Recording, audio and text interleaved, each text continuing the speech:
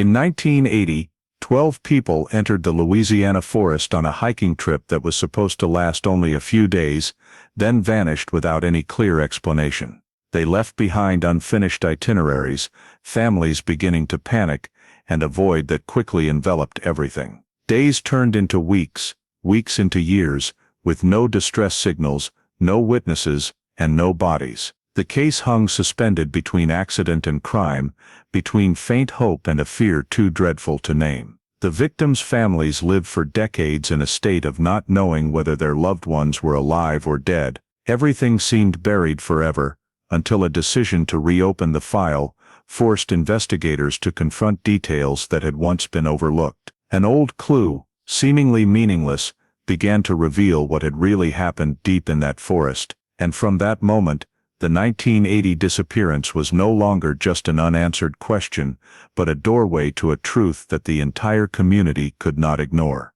Before we dive deeper, let us know in the comments where you're watching from, and don't forget to subscribe to the channel so you don't miss the next stories. In September 1980, the forest in Kisatchie National Forest in Louisiana was entering the seasonal transition, when the summer heat hadn't fully retreated, and the first fall rains began to make the forest floor heavy with the smell of damp decay. Two groups of hikers from Colorado entered the area with intentions completely different from what they were about to face. The first group consisted of 7 people from Boulder, all adults with experience in the woods, familiar with multi-day treks, and thoroughly prepared for the journey, from topographic maps to a detailed itinerary submitted before departure. The second group was smaller, 5 students from Fort Collins, younger, less experienced but fit and excited, treating the trip as a short break before returning to campus. The two groups didn't know each other beforehand,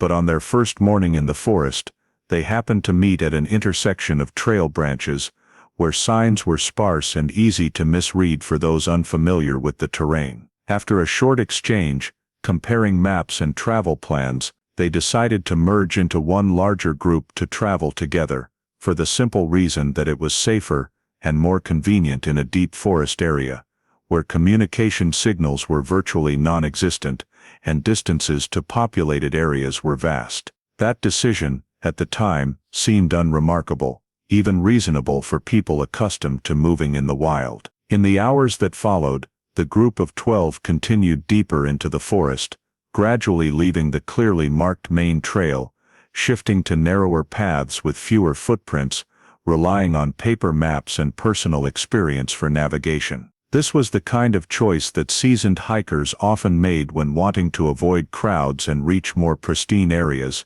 but it also meant placing themselves in spaces rarely seen by others. Those who encountered them that day only vaguely remembered the image of a group with large backpacks, moving slowly but in an orderly fashion, showing no signs of worry or haste, as if everything was under control. After turning off the main trail, there were no further sightings by other forest goers, and from that point on, their presence in the forest could only be inferred from the original plan they had left behind. According to the itinerary, the group was expected to return to the starting area after a set period, long enough for families and friends in Colorado to feel assured that no contact for a few days was normal for such a trip. However, when that deadline passed without any sign of their return, waiting began to turn into worry. Phone calls were made, first among family members, then to friends and outdoor clubs that knew about the trip, but no one had new information.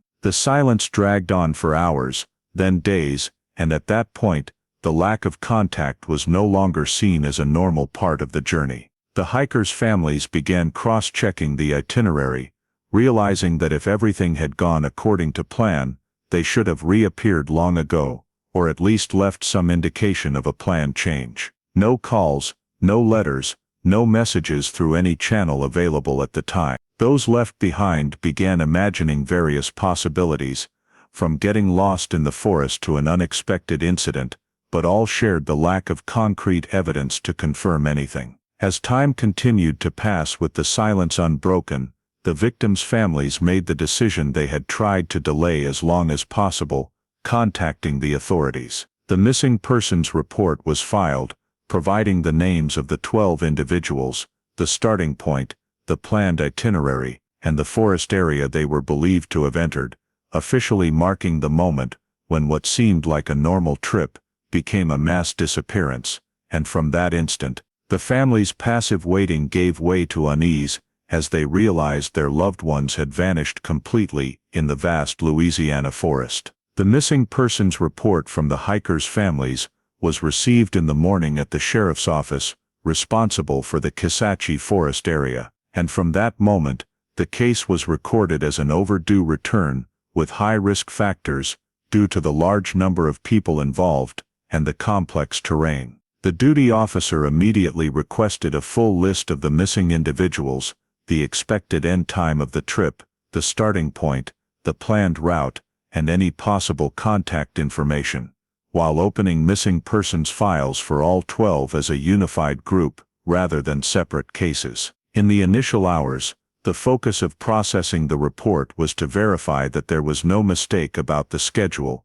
no early return without notification, and no one in the group had contacted family through another channel. The identities of the 12 were cross-checked using identification documents provided by families, personal records, and information from outdoor clubs where some group members had been active, to ensure no errors in names, ages, or group composition. Once basic verification was complete, investigators began collecting the itinerary the group had left before entering the forest, including planned daily movement milestones, camping stops, and the routes they intended to use, while cross-referencing with permits issued for forest entry at that time. These permits help pinpoint the exact area the group was allowed to operate in, the maximum stay duration, and recommended routes, thereby narrowing the initial search area. During this process, authorities also contacted the Forest Service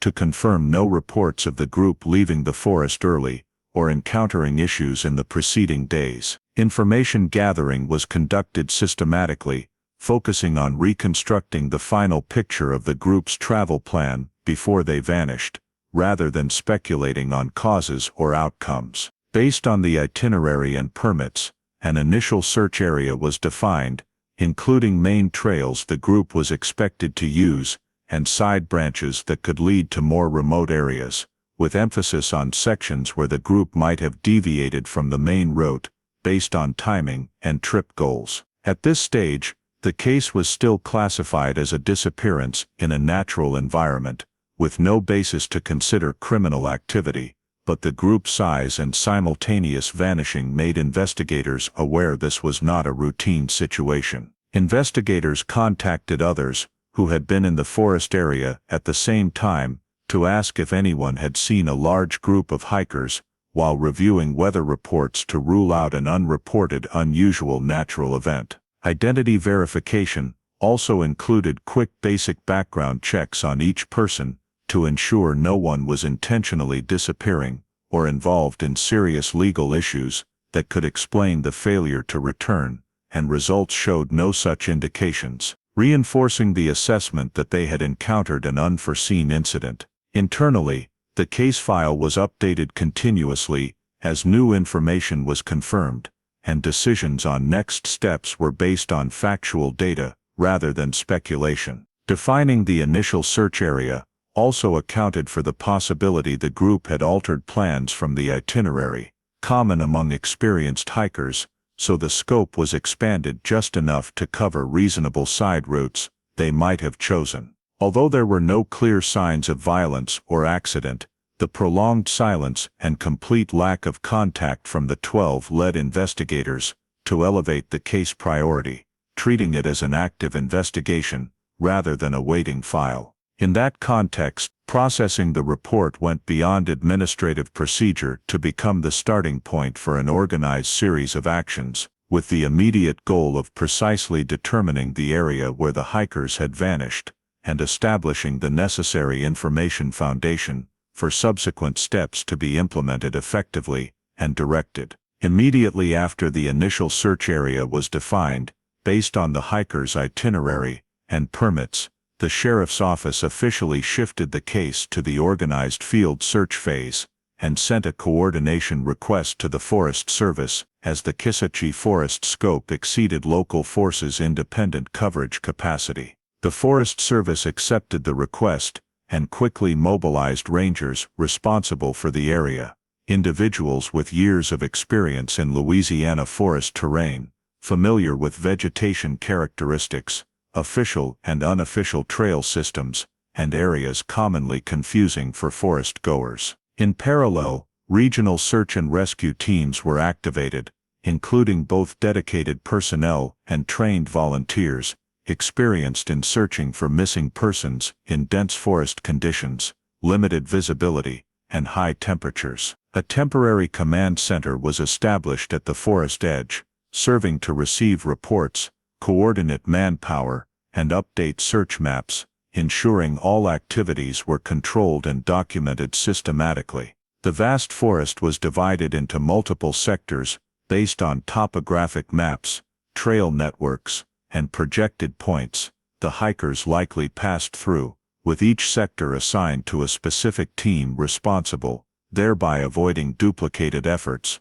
or overlooking critical areas. Sector division considered not only geographic distance, but also accessibility, forest density, and team mobility, as some areas near trails could be far harder to reach than farther, but open terrain zones. Initial priority was placed on sweeping the main trail the hikers were believed to have used when entering the forest, as this had the highest likelihood of yielding first traces, from footprints or broken branches to items possibly left during movement. Search teams proceeded in line formations, moving slowly, closely observing the ground, trail edges, and less obvious turnoffs, while noting every sign, no matter how minor, even if not directly related to the disappearance. Each discovery, even just disturbed soil or a new trail segment, was marked and reported to the command center for cross-referencing with other teams. As main trail sections were swept without clear evidence of the 12 hikers' recent presence, the search focus gradually shifted to side trails and lesser-used paths, where experienced hikers sometimes chose to avoid crowded areas or reach more pristine camping spots. These side trails were often hard to identify, many sections obscured by thick vegetation and infrequently maintained, making the search slower and more labor-intensive. The Forest Service played a key role in this phase, guiding search and rescue teams on high-risk areas, such as confusing forest sections, low-lying grounds that might force route changes, or complex terrain requiring deviation from usual trails. Each sector, once swept, was updated on the search map with detailed notes on what was checked and areas needing revisits, if new information emerged. During deployment, search teams also faced practical limitations, from hot, humid weather reducing endurance, to dense terrain restricting visibility and movement, forcing ongoing plan adjustments to fit on-site conditions. Nevertheless, activities proceeded with the assumption the hikers might still be alive somewhere in the forest, so searches were urgent yet careful to avoid disturbing potential key traces. Sweeping main and side trails was not a one-time effort, but repeated as needed, especially in areas highly likely passed based on projected timing and direction, with close coordination between teams to exchange information and adjust search tactics. Each day passing without clear results was recorded and analyzed at the command center to assess search coverage and determine if expansion or narrowing was needed. The entire search deployment reflected an organized, large-scale effort combining Forest Service terrain knowledge and search and rescue professional skills,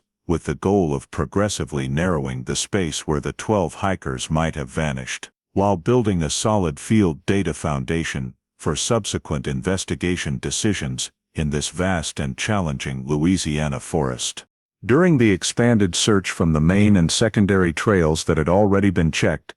a search team operating on the southern edge of the priority area discovered the first signs of activity that could be directly linked to the missing group of hikers, located in a relatively flat natural clearing wide enough to pitch several small tents and a short but not excessive distance from the nearest trail. This location matched the description in the group's itinerary, both in terms of travel time and the expected distance between stops, leading investigators to quickly determine that this was very likely the final campsite used by the 12 individuals before they disappeared. The area was cordoned off to preserve the scene, and the search and rescue teams paused sweeping the surrounding areas to allow the Forest Service and investigators to conduct a detailed examination of every element at the site. The signs of activity were quite clear, including compacted ground in multiple spots consistent with tent placement, cleared spaces between trees, indicating frequent movement by several people,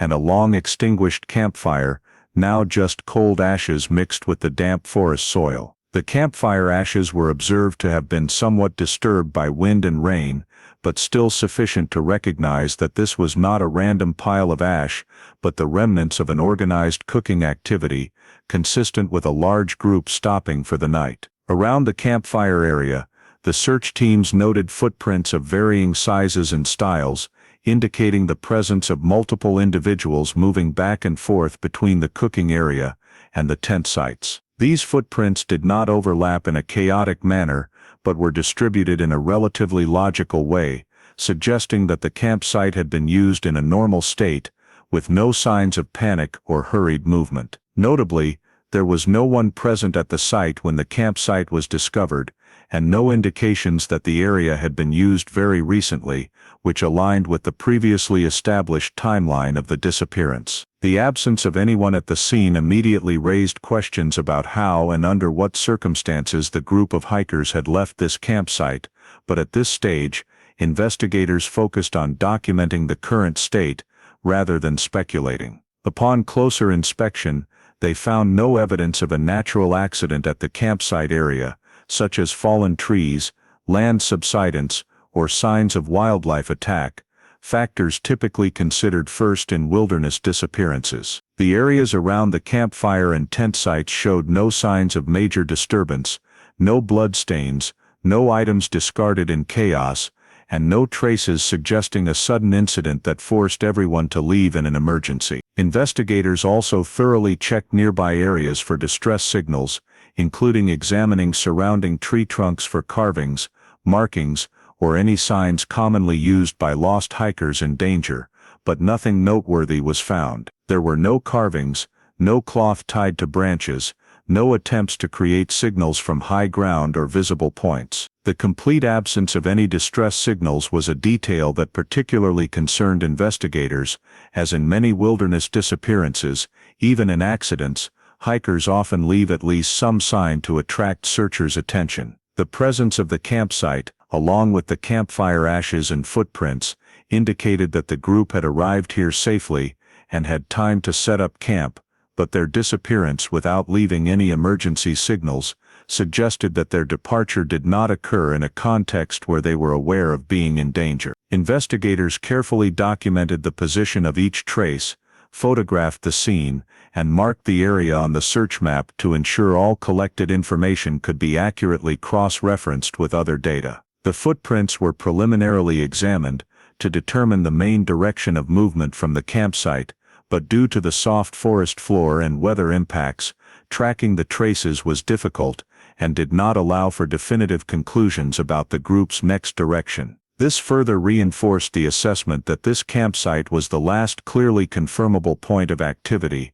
and everything afterward remained beyond the direct observation of the search teams. Although discovering the campsite provided a significant milestone in the search, it also highlighted the lack of information about what happened next, as all signs at the scene indicated a normal state before the hikers vanished. No signs of accident, no distress signals, no one present, and no factors suggesting an emergency at the campsite, all created an inexplicable gap in the sequence of events. For the search teams, this campsite became a key reference point, providing evidence that the group had reached here safely, while raising the major question of why, from this point onward, all traces of them abruptly ceased in the vast Louisiana forest. From the campsite identified as the final signs of activity, The search teams expanded the sweep in gradually increasing radii, focusing on surrounding areas where terrain allowed movement off the trail without leaving clear traces, and it was during this expansion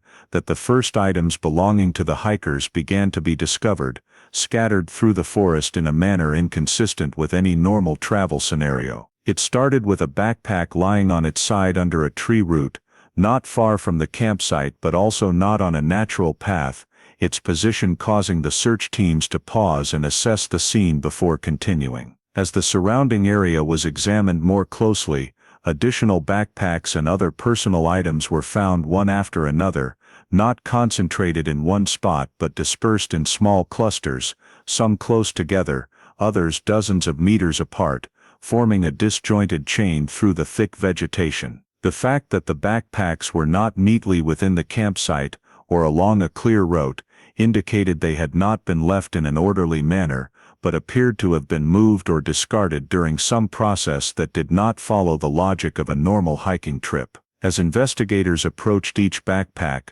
they noted that some showed signs of having been opened and rummaged through, with compartments left unzipped, contents disturbed and arranged haphazardly. Familiar hiking items such as clothing, small cooking tools, paper maps and personal hygiene products were still inside, but the way they were exposed outside the compartments suggested it was not the owners who had repacked them after use. Some other backpacks were in a nearly intact state, making this difference even more pronounced in highlighting the abnormality of the scene, as if the group had voluntarily shed their gear. The condition of the backpacks should have been more uniform. Upon detailed examination of each backpack, investigators noted that identification documents belonging to the hikers were almost entirely absent, from driver's licenses and student IDs to other personal papers, typically carried on multi-day trips. The uniform absence of ID documents did not fit an accident or getting lost scenario,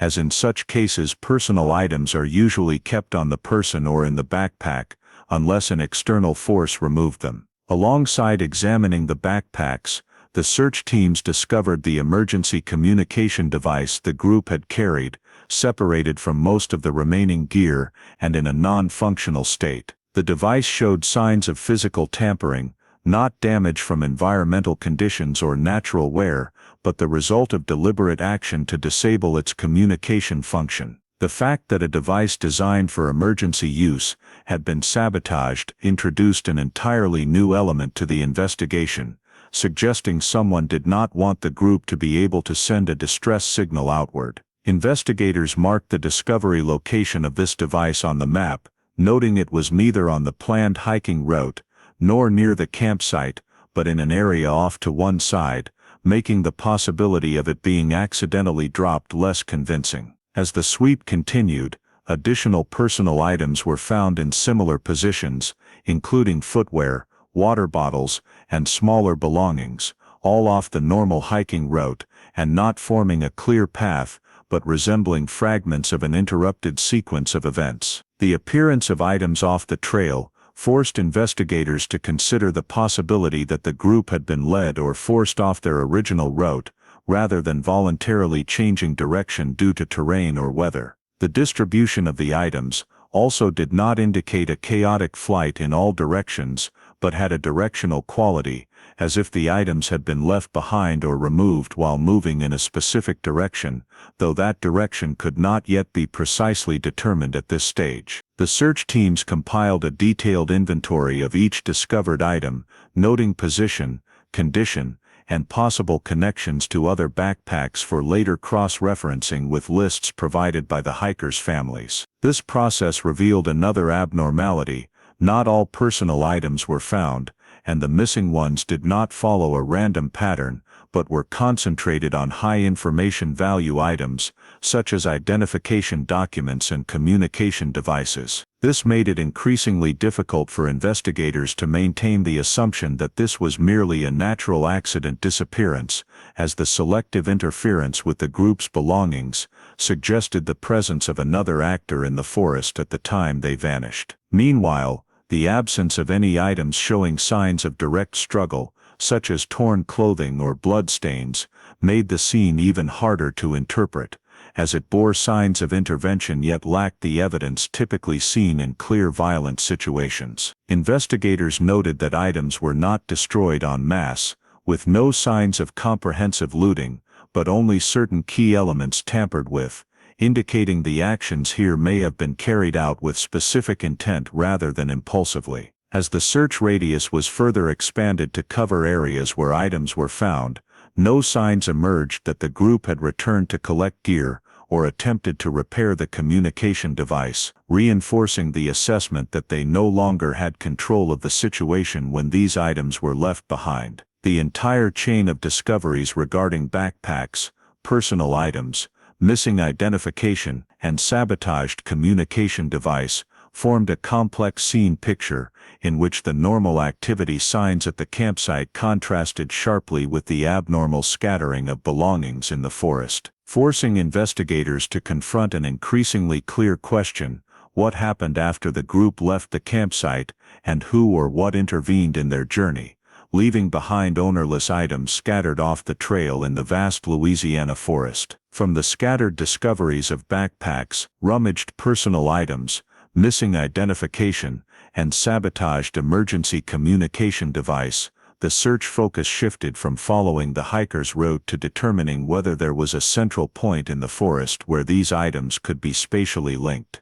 And it was during this systematic sweep that the first signs suggesting possible violence began to appear. In a small clearing between two dense clusters of trees, not far from the item discovery sites, but well off the planned hiking route, a search and rescue team member spotted a small metal object glinting in the weak light filtering through the canopy, and upon careful examination, it was identified as a spent cartridge casing. This discovery immediately changed the approach to the scene, as even without bodies or injured persons found, the presence of a casing in the context of a group disappearance could not be dismissed. The surrounding area was cordoned off, random movement by search teams halted, and a methodical grid search initiated, gradually expanding the radius around the initial find. As the layer of leaf litter was carefully cleared, additional casings emerged one by one, not piled in a single spot but distributed in an elongated pattern, suggesting the shots had been fired while moving or during a sequence of events spanning a significant area. Investigators precisely recorded the position of each casing, numbered them, photographed them, and marked them on the map for spatial correlation analysis, as in the absence of victims, the casing distribution might be the only clue to reconstructing what occurred. Preliminary examination quickly revealed clear differences in size and shape among the casings, indicating more than one type of ammunition had been used. Some casings were characteristic of handgun rounds, while others matched rifle ammunition. This variety made a single action or warning shot hypothesis less plausible. The presence of multiple ammunition types in the same area compelled investigators to consider that multiple weapons had been used, implying either multiple individuals involved in the shooting event, or at least the presence of several weapons at the same time. However, as the sweep expanded around the casing discovery area, the search teams found no bodies, nor any clear signs of injury on site, such as large bloodstains, bloodied torn clothing, or drag marks on the ground. The forest floor in this area, though soft and conducive to retaining traces, showed no disturbances typical of a violent struggle, creating a difficult paradox. There were signs shots had been fired, but no direct evidence those shots caused injury or death at the scene. Investigators had to consider the possibility that the casings were unrelated to the disappearance, perhaps remnants of prior legal hunting activity, but cross-referencing with area hunting records and relevant timelines quickly revealed multiple inconsistencies. The casing locations were not in common hunting zones, their distribution did not match shooting at a fixed target, and the presence of multiple ammunition types in one space further undermined this explanation. Concurrent with scene analysis, investigators explored the possibility of direct witnesses by recontacting individuals confirmed to have been in the area,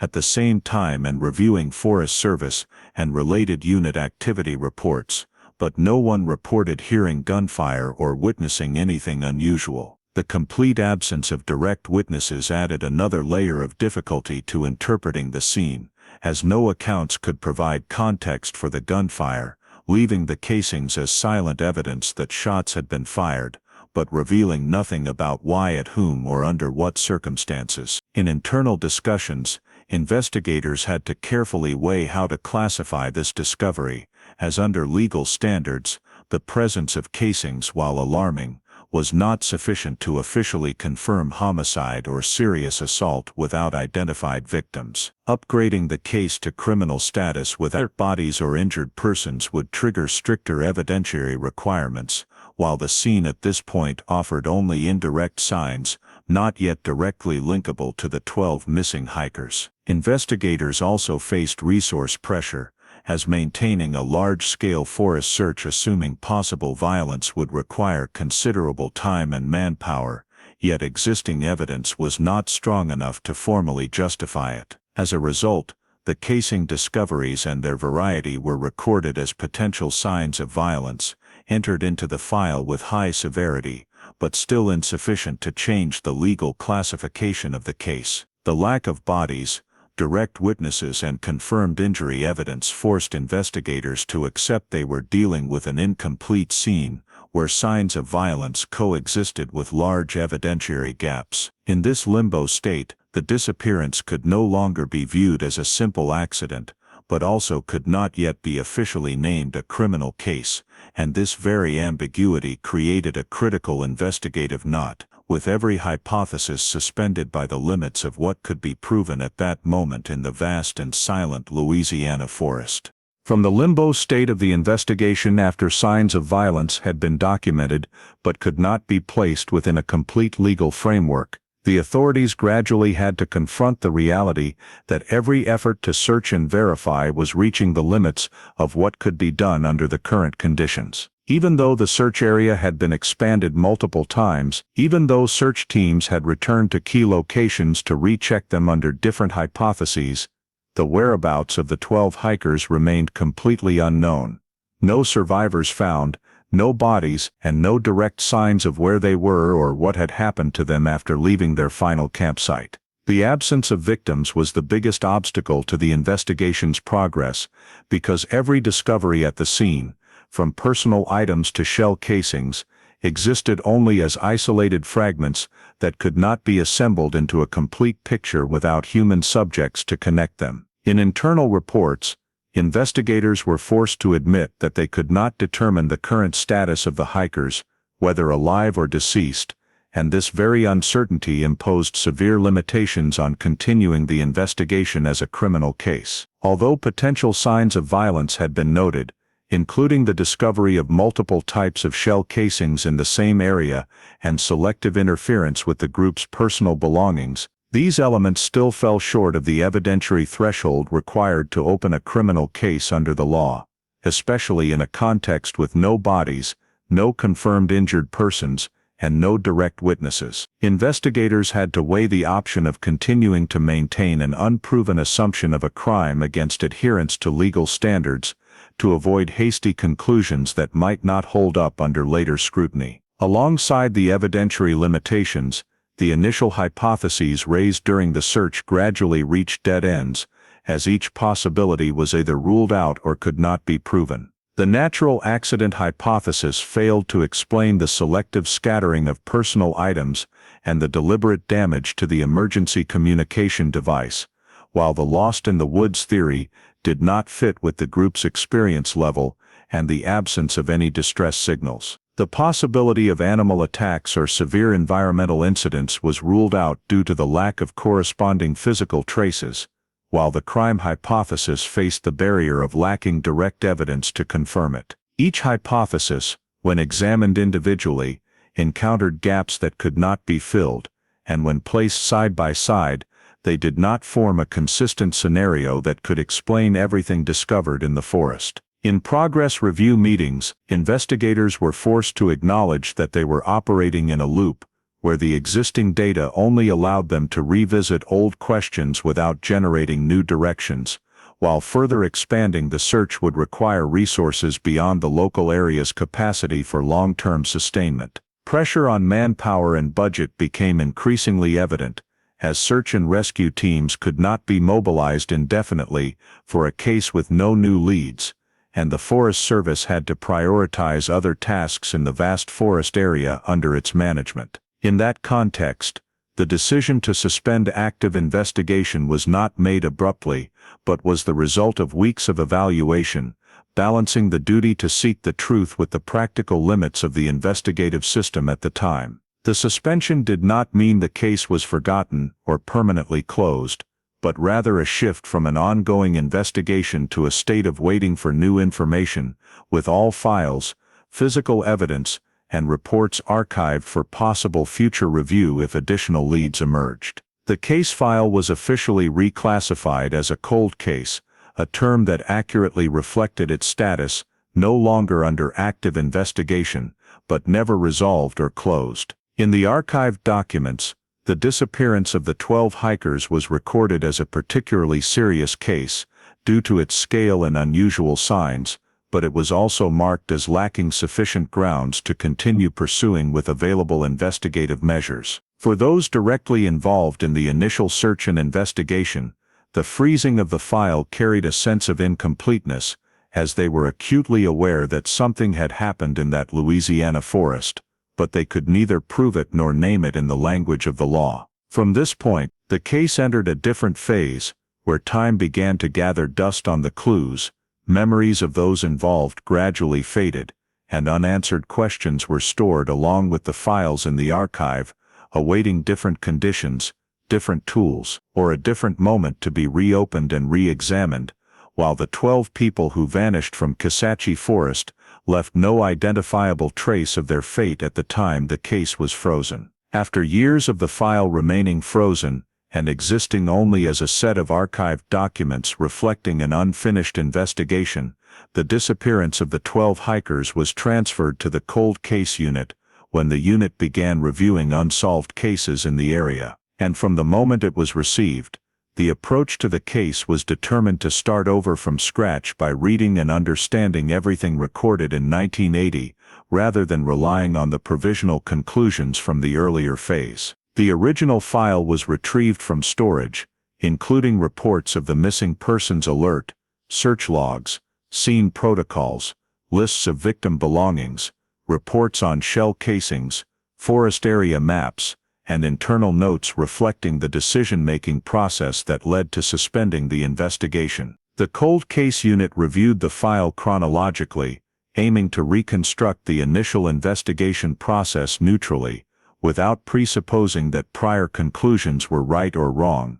but treating them as data to be reassessed in the current context. In this process, each clue was cross-referenced with others, from the location of the final campsite, to the points where personal items were found, from the area where shell casings were discovered, to the sectors that had been searched, with the goal of determining whether there were contradictions, gaps, or details that had never been logically connected. The review of the 1980 file also included re-examining how evidence was collected and stored, assessing whether the investigative standards of that time might have missed something when compared to more modern analytical methods. Investigators in the cold case unit paid special attention to notes that had been marked as not important enough to pursue further, such as isolated findings that did not fit the dominant hypothesis at the time, because these details are often where anomalies hide that an interrupted investigation could not fully exploit. When cross-referencing all clues, one focus was comparing the spatial distribution of victim belongings with the locations of the shell casings, to determine whether the two sets of discoveries were truly separate as previously recorded or not. Plotting this data on the same map, using the same coordinate system, allowed the cold case unit to see connections that had not been emphasized before, particularly the distances and potential movement directions between discovery points. In addition, the file was cross-checked against supplementary data that could be gathered later, such as more detailed topographic maps, information on secondary forest trails, and changes in how the Forest Service classified managed areas over the years. The review did not stop at the physical scene, but extended to how investigative decisions had been made, including why some hypotheses were ruled out early, why the search area was not expanded in certain directions, and why recorded signs of violence did not lead to sustaining a longer criminal investigation. In this process,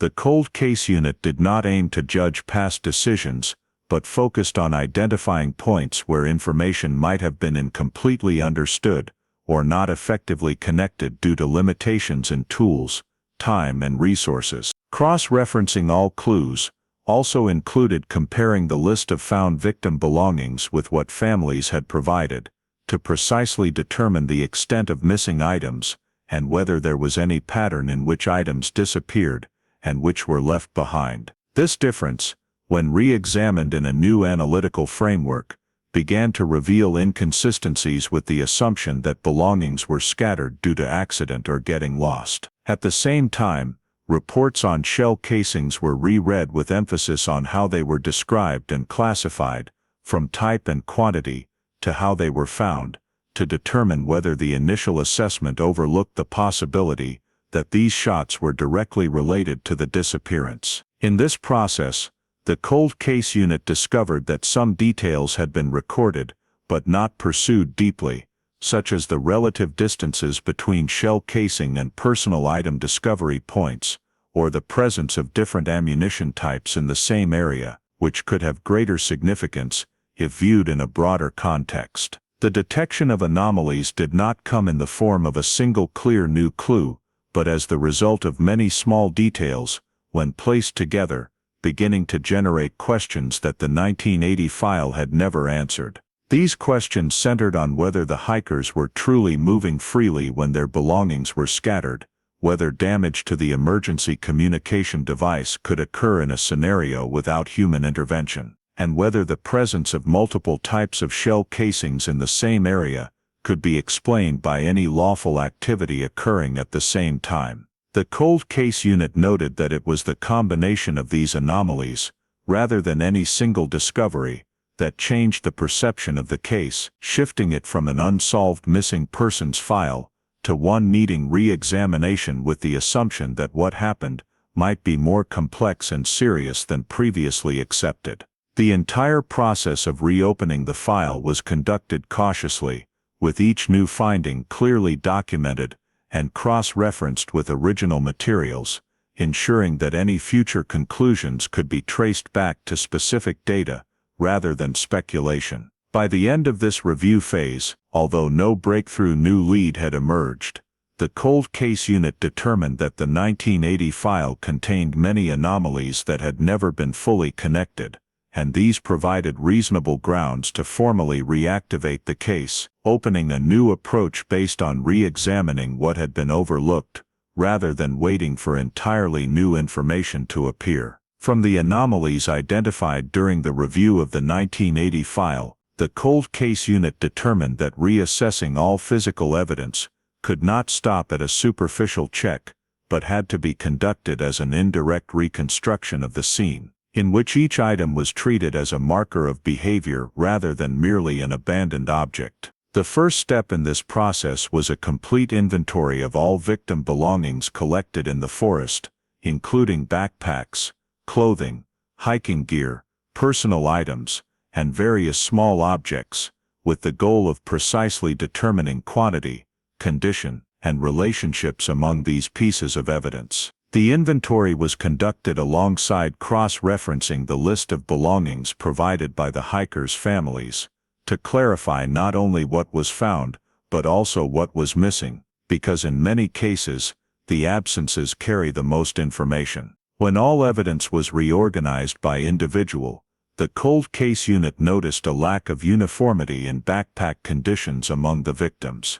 Some backpacks still contained most essential items like clothing and personal effects, while others lacked high information value items, particularly identification documents and anything that could enable quick recognition. This difference did not follow any random pattern explainable by environmental factors or carelessness during movement, but suggested the possibility of selective interference with the group's belongings. As investigators delved deeper into each backpack, they noted uneven signs of rummaging. Some backpacks were ripped open and thoroughly disordered, while others were opened only in specific compartments, enough to remove certain items before being closed again. Behavior inconsistent with someone searching their own gear in an emergency, and more akin to a third party checking and taking what they deemed necessary. Alongside backpack inventory, the cold case unit paid special attention to the emergency communication device,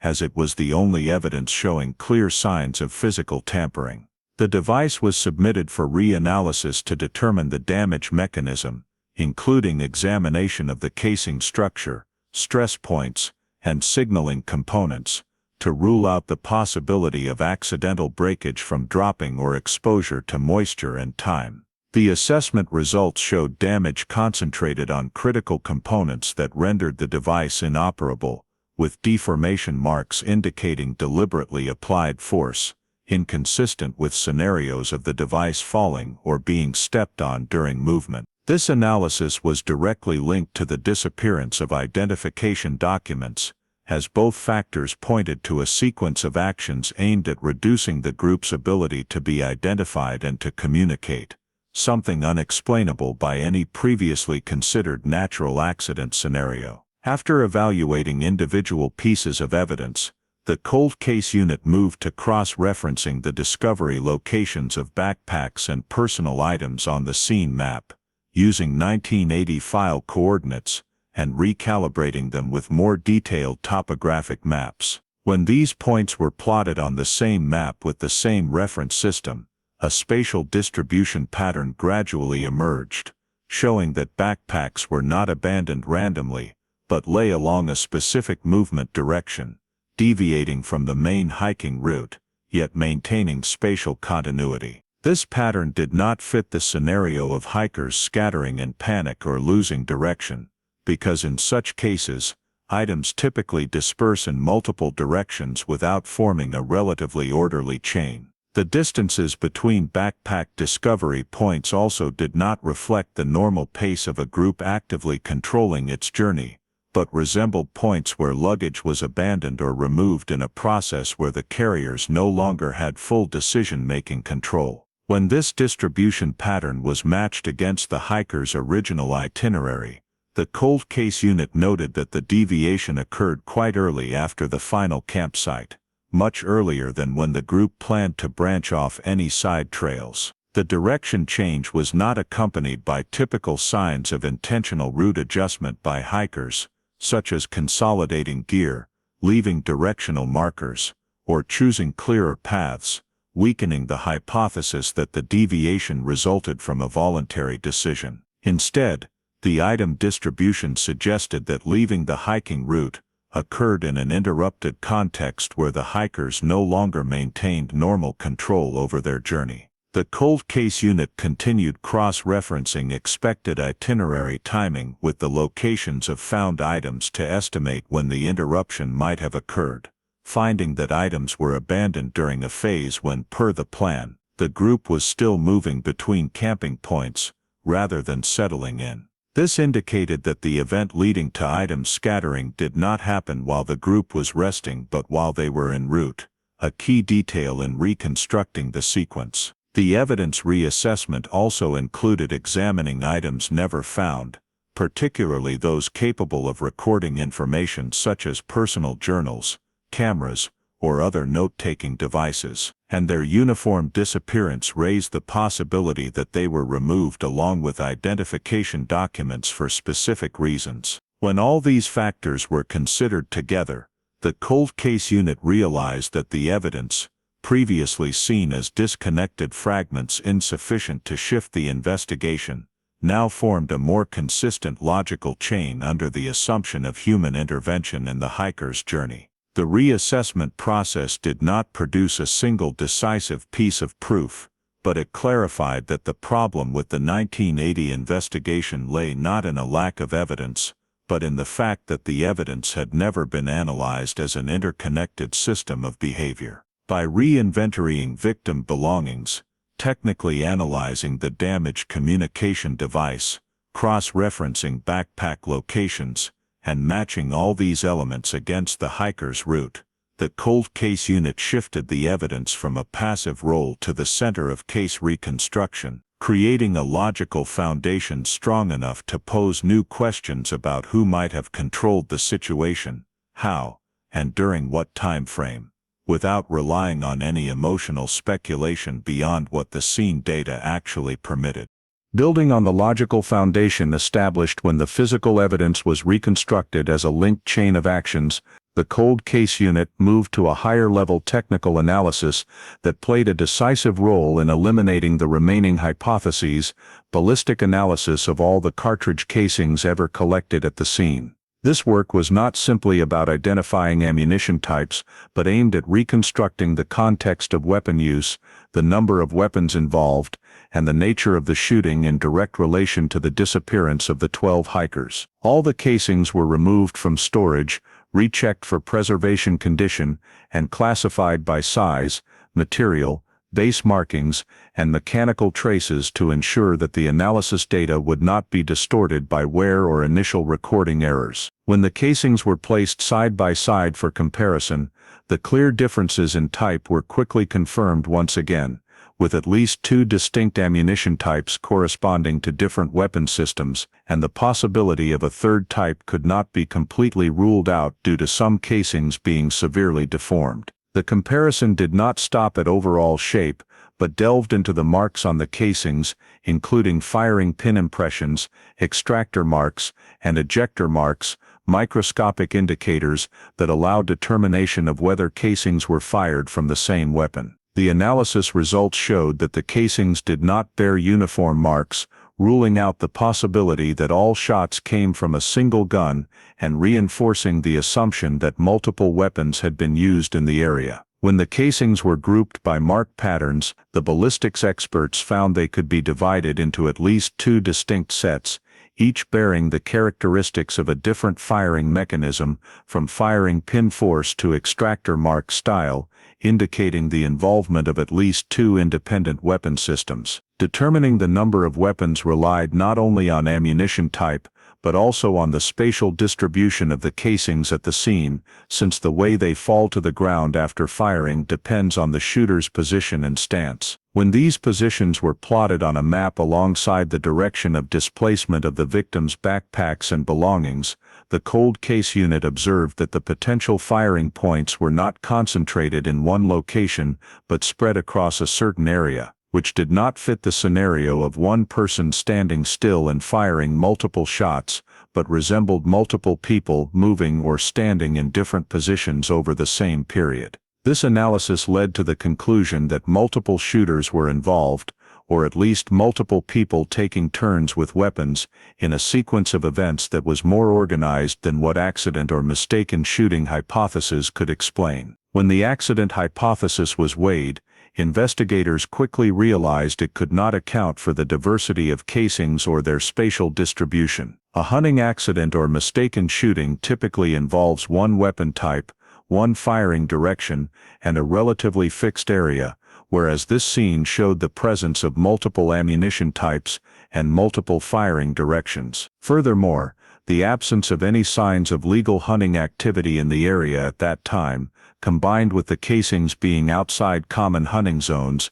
made the accident hypothesis even less tenable. The ballistic analysis also considered the possibility that shots were fired into the air or at inanimate targets, but the casing distribution and recorded number of shots did not match a single warning or test firing action. Investigators faced the critical question: if not an accident, not hunting, and not a random act, what purpose did this shooting serve in the context of the 12 hikers' disappearance? The answer could not be given immediately, but the ballistic analysis allowed the gradual elimination of unreasonable scenarios, narrowing the range of hypotheses to those involving deliberate human intervention. The conclusion of multiple shooters also carried significant behavioral implications, as it indicated the event was not the impulsive act of a lone individual, but likely involved an armed group, whether loosely organized or not, with at least minimal coordination among them. The cold case unit also considered the possibility that the casings belonged to different events at different times, but when comparing oxidation levels, surface condition and adhering layers, experts determined they were relatively uniform in age, consistent with the same time period, with no signs of accumulation over years from unrelated events. This further reinforced the assumption that the shooting was part of the same chain of events, occurring close to the time the hiking group went missing. Although the ballistic analysis could not pinpoint exactly who fired or at whom due to the absence of bodies or recovered bullets, it still represented a major turning point in viewing the case, as it allowed the cold case unit to officially rule out the possibility of a random incident or unintended accident. Instead, the technical data showed that weapon use occurred in an organized context, with multiple weapons and multiple participants, and this could not be separated from the 12 hikers' disappearance shortly afterward. When the ballistic analysis results were synthesized with findings on physical evidence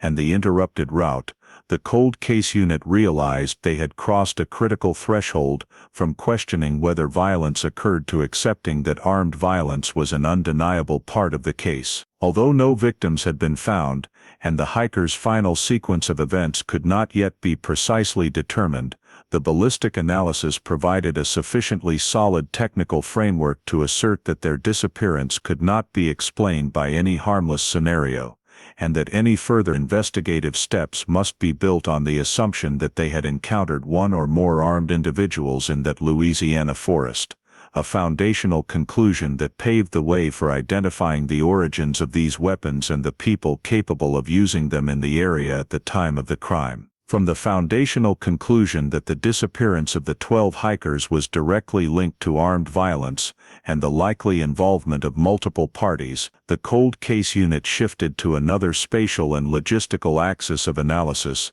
the system of routes and vehicles that could have been used in the Louisiana forest around 1980. The focus of this phase was the logging roads and secondary dirt tracks scattered throughout the area, many of which were not marked on common hiking maps but were familiar to locals, loggers and individuals who regularly traveled by off-road vehicles. Investigators collected and cross-referenced old forestry maps, forest management records, and archived Forest Service documents to accurately determine the network of dirt roads existing at the time of the incident, as many of these had since been abandoned, altered, or completely disappeared. When the logging roads were replotted on modern maps, the cold case unit found that the area where the casings and victim belongings were discovered was not as isolated as it had been assessed in 1980. In fact, it lay within reachable radius of multiple dirt roads that allowed relatively easy access and egress for 4WD vehicles. This raised a key assumption that individuals with suitable vehicles could reach deep forest areas without relying entirely on official trails,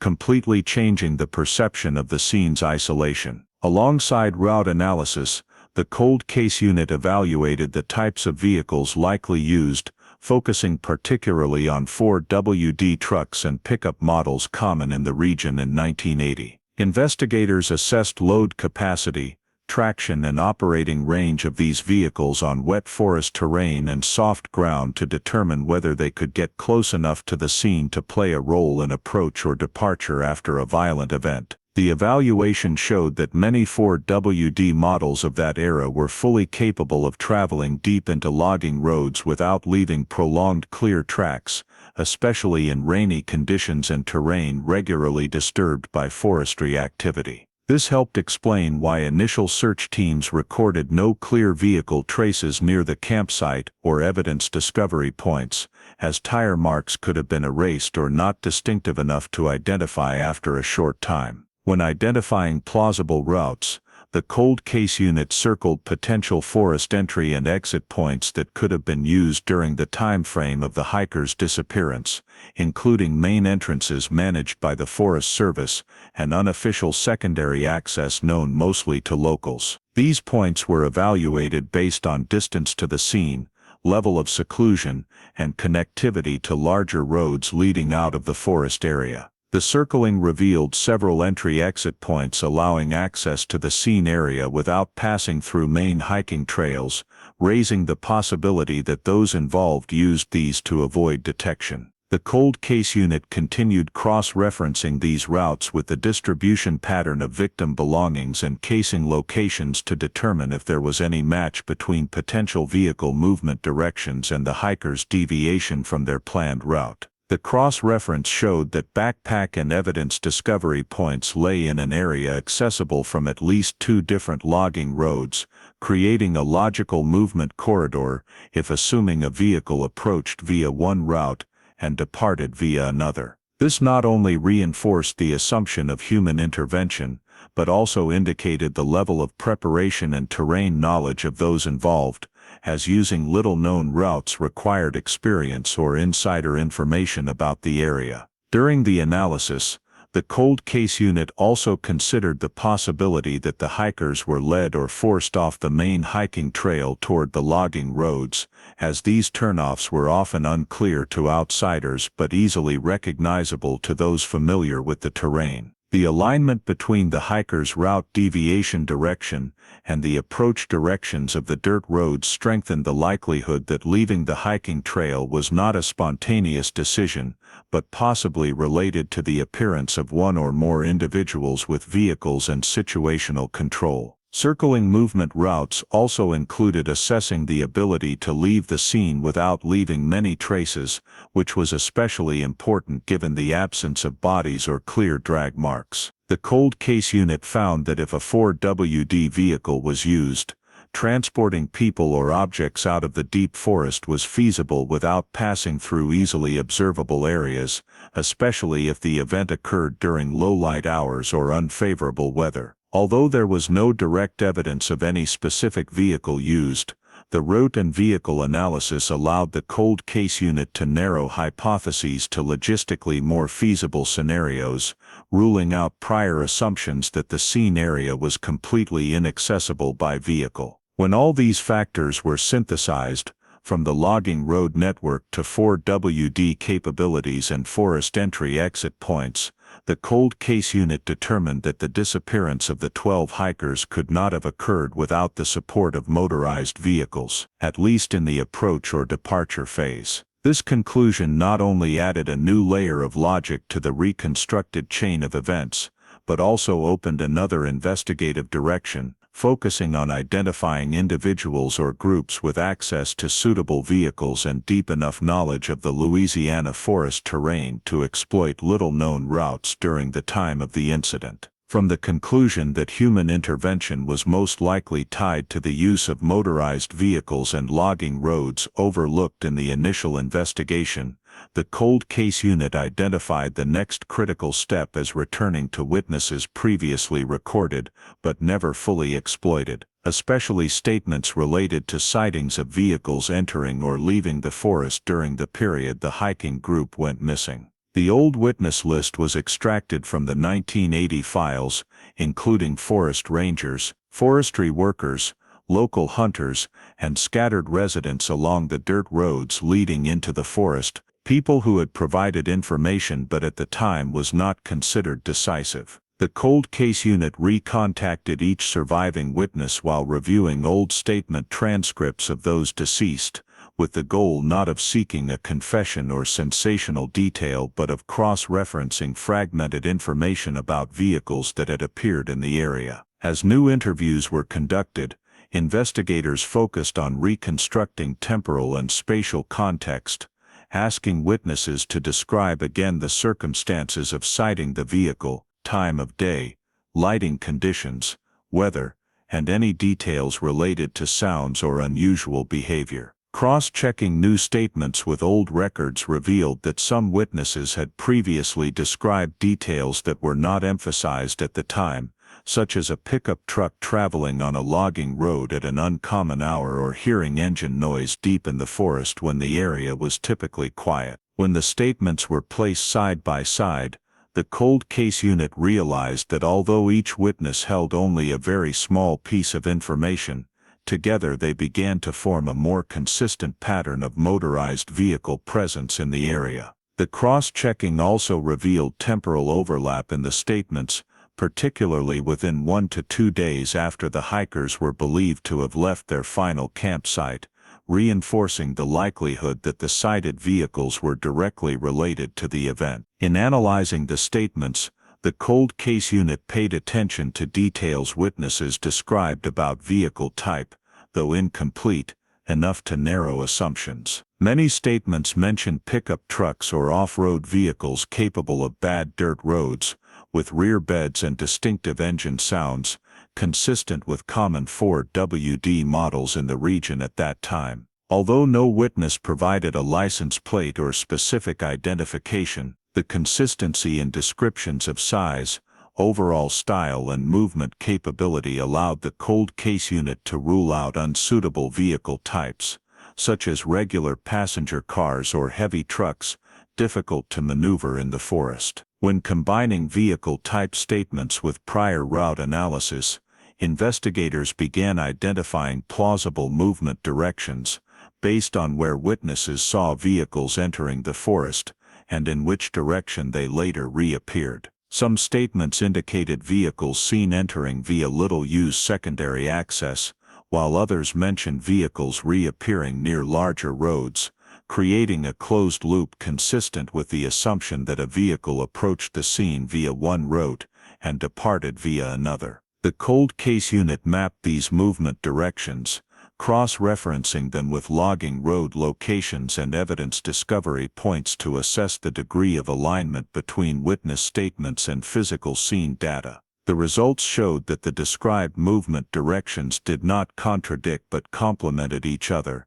creating a geographically and temporally logical movement corridor. In the process of recalling witnesses, the cold case unit was well aware of unavoidable limitations, including memory fade over decades, and the possibility that some details had been influenced by media coverage or personal speculation. Therefore, investigators did not treat any single statement as standalone evidence, but used them as comparative data, retaining only details that repeated across multiple independent sources or matched confirmed physical findings. This approach allowed them to avoid over-interpreting memories, no longer fully accurate, while still leveraging the aggregate value of the statements. When the cross-referencing was complete, the cold case unit concluded that the presence of motorized vehicles in the forest area at the time of the hikers' disappearance was not an isolated or random occurrence,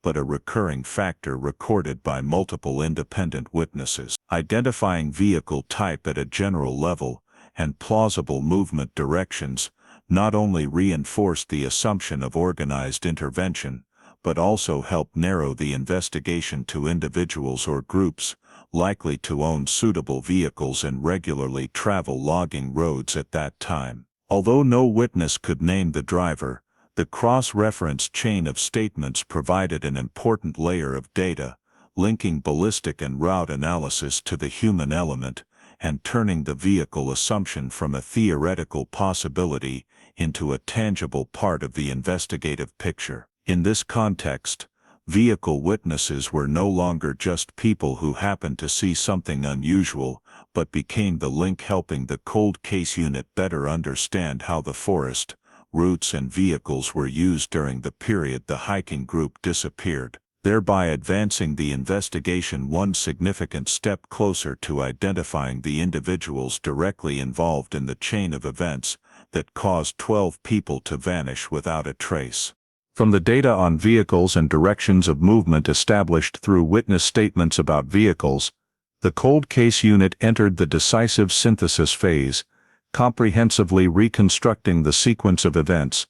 connecting the hiker's route with the locations of physical evidence, analyzing timelines, and identifying key gaps in the timeline that had previously never been filled. This process began with reconstructing the hiker's route based on the original itinerary, confirmed camping spots, and estimated timelines for daily travel distances, with the goal of pinpointing the group's exact location in each time frame from the moment they left their final campsite. The cold case unit used detailed terrain data, slope gradients, types of vegetation cover, and weather conditions at the time to refine estimates of travel speed,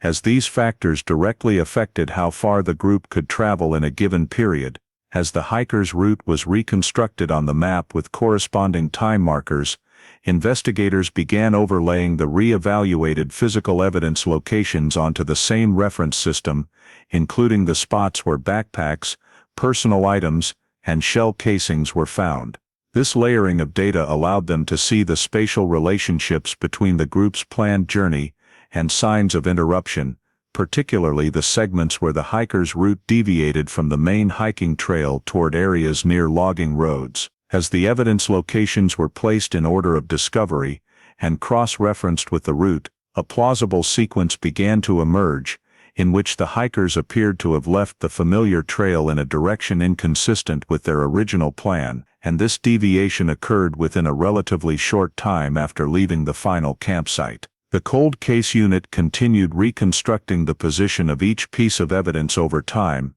not just noting where they were found, but asking why they were there at that moment, leading to analysis of the potential behavior behind the distribution of items. Some backpacks were found in locations that, according to the hiker's route, the group could only have passed if they were already moving in the disrupted direction, while others were at points suggesting brief stops or separation from their carriers during movement. As investigators placed these locations on the timeline, they noted that the scattering of items did not occur all at once, but likely happened in stages, suggesting that the event leading to loss of control over the journey was not a single moment but a prolonged sequence of actions. Based on ballistic analysis and shell casing locations, the cold case unit estimated the likely timing of the violence,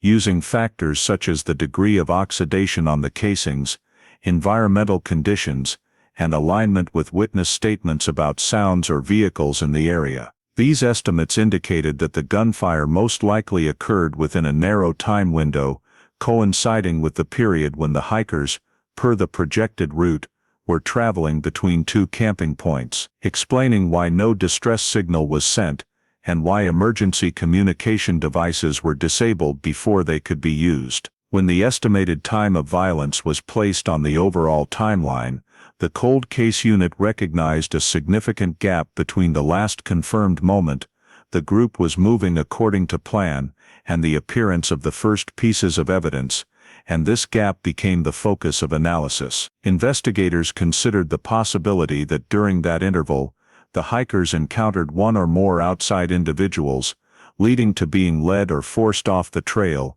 and that this encounter may have occurred at a point, leaving few physical traces, such as an intersection with a logging road or a sparsely wooded area, easily accessible by vehicle. Identifying timeline gaps also involved analyzing what did not occur, such as the absence of any reports of gunfire in certain time frames, or no witnesses seeing the hikers after a specific point, factors that help narrow the window in which the main event could have taken place. The cold case unit reconstructed multiple different sequence scenarios, each placing evidence markers and times in varying positions on the timeline, to test the consistency of each assumption with all available data. Through elimination, they found that only a few scenarios could simultaneously explain the route deviation, selective scattering of items, disabling of communication devices, presence of multiple types of shell casings, and vehicle witness statements in the area. These scenarios shared the common assumption of organized human intervention in a relatively short but sufficient period to completely disrupt the group's journey. Once the most plausible sequence was identified, the cold case unit did not treat it as a final conclusion, but as a working model, used to re-examine each piece of evidence once more to ensure no details contradicted it. This process highlighted some timeline gaps that could not yet be filled, such as the exact interval between initial contact and the gunfire, or where the hikers were during certain hours with no evidence or witnesses to confirm. Rather than viewing these gaps as failures, the cold case unit saw them as points to focus on in subsequent investigative steps, as the most critical answers were likely to reside there. Reconstructing the sequence not only produced a coherent story of what may have happened, but also helped investigators clearly distinguish what had been proven,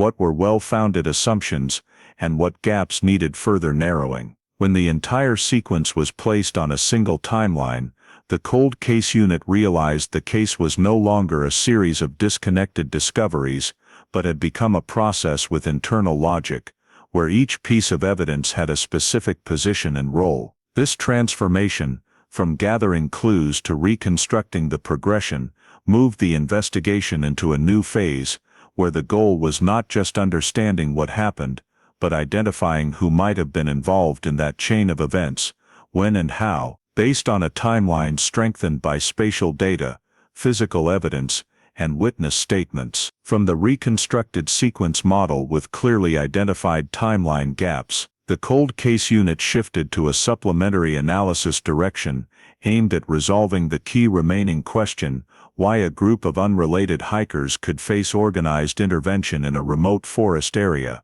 and what motive was strong enough to lead to the use of firearms. This approach began with a full review of records on illegal activities in the Louisiana forest area around 1980, particularly cases involving drugs, smuggling, and transit routes, using forest terrain to evade law enforcement oversight. The cold case unit gathered reports from local agencies, state police files, and interagency records showing that during that period, the forest was considered a convenient corridor for some small-scale illegal operations, thanks to the hard-to-control network of logging roads and sparse patrol presence. When cross-referencing timelines, investigators noted a noteworthy overlap between the hikers' disappearance and reports of suspicious activity related to drug transport via forest routes, though those reports had previously been classified as lacking sufficient evidence for independent pursuit. The review was not intended to prove the hikers were involved in illegal activity, but to determine whether they might have inadvertently entered a sensitive area or time when others were conducting operations they wanted to keep hidden. In this process, the cold case unit paid special attention to the role of communication equipment, as the deliberate damage to the group's emergency devices indicated a certain knowledge of preventing calls for help, something typically seen in contexts where interveners had experience avoiding detection. Upon deeper analysis of old records, investigators realized that some reports on forest illegal activity mentioned the use of CB radios as a primary communication method, suitable for terrain where cell signals were virtually non-existent at the time. This led the cold case unit to re-examine all records of communication signals in the area, including scattered reports of hearing unidentified CB radio signals during the period the hikers disappeared. Though these reports were not specific enough to identify content or users, their existence created an indirect link between the disabling of the hikers' communication devices and the operational environment of illegal groups reliant on CB radios for coordinating movement. In reviewing area drug records, one name began appearing more frequently than others, not as a direct suspect, but as a recurring intermediary mentioned in various scattered reports: Rafael M. Santoro. Santoro was not unfamiliar to authorities at the time, but had never been prosecuted in any major case tied to this forest area, and his name often appeared on the periphery of investigations as someone capable of connecting small-scale transport operations to larger networks. The cold case unit found no evidence Santoro was directly present in the forest at the time of the incident, but records showed he had used forest routes for transporting illegal goods and had connections to individuals owning 4WD vehicles matching witness descriptions. Santoro's appearance in records was not to turn him into a primary suspect, but to provide broader context for illegal operations, where the presence of firearms, CB radios, and forest roads was no longer anomalous. When investigators cross-referenced Santoro information with the reconstructed timeline, they noted that some suspected transport activities may have occurred near the time the hikers were intervened upon, raising the possibility that the hikers' presence in the area was misinterpreted or seen as a threat to an operation others were protecting. The cold case unit was cautious in establishing this connection, as there was no direct evidence Santoro or any of his networks interacted with the hikers, and all conclusions at this stage were classified as indirect. However, the alignment of factors, logging road networks, 4WD vehicles, CB radio use, multiple firearms, and motive to avoid detection, created a reasonable contextual framework,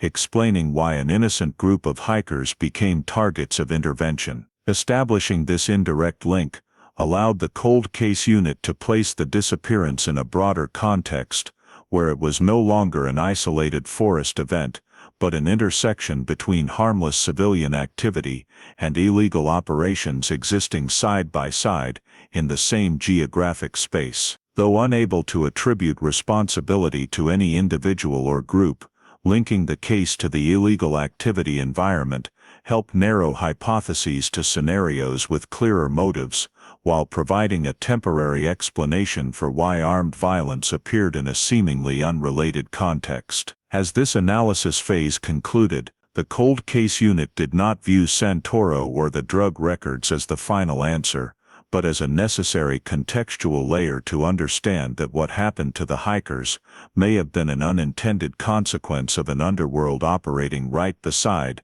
seemingly harmless trails, and that to advance further, the investigation would need to focus on specific individuals, likely standing at the intersection of terrain, vehicles, firearms, and illegal activity during the case timeframe. From the established illegal activity context as a foundational factor, explaining motive and environment for armed intervention, the cold case unit moved to the critical narrowing and personalizing phase of the investigation, screening suspects based on access to the scene, vehicles, firearms, and actual presence during the period the hikers disappeared. This process began by compiling a broad suspect list, not limited to individuals with criminal records, but including anyone in the area, meeting three basic criteria: knowledge of forest terrain, access to 4WD vehicles, and history of owning or using firearms compatible with ballistic findings. The initial list included dozens of names,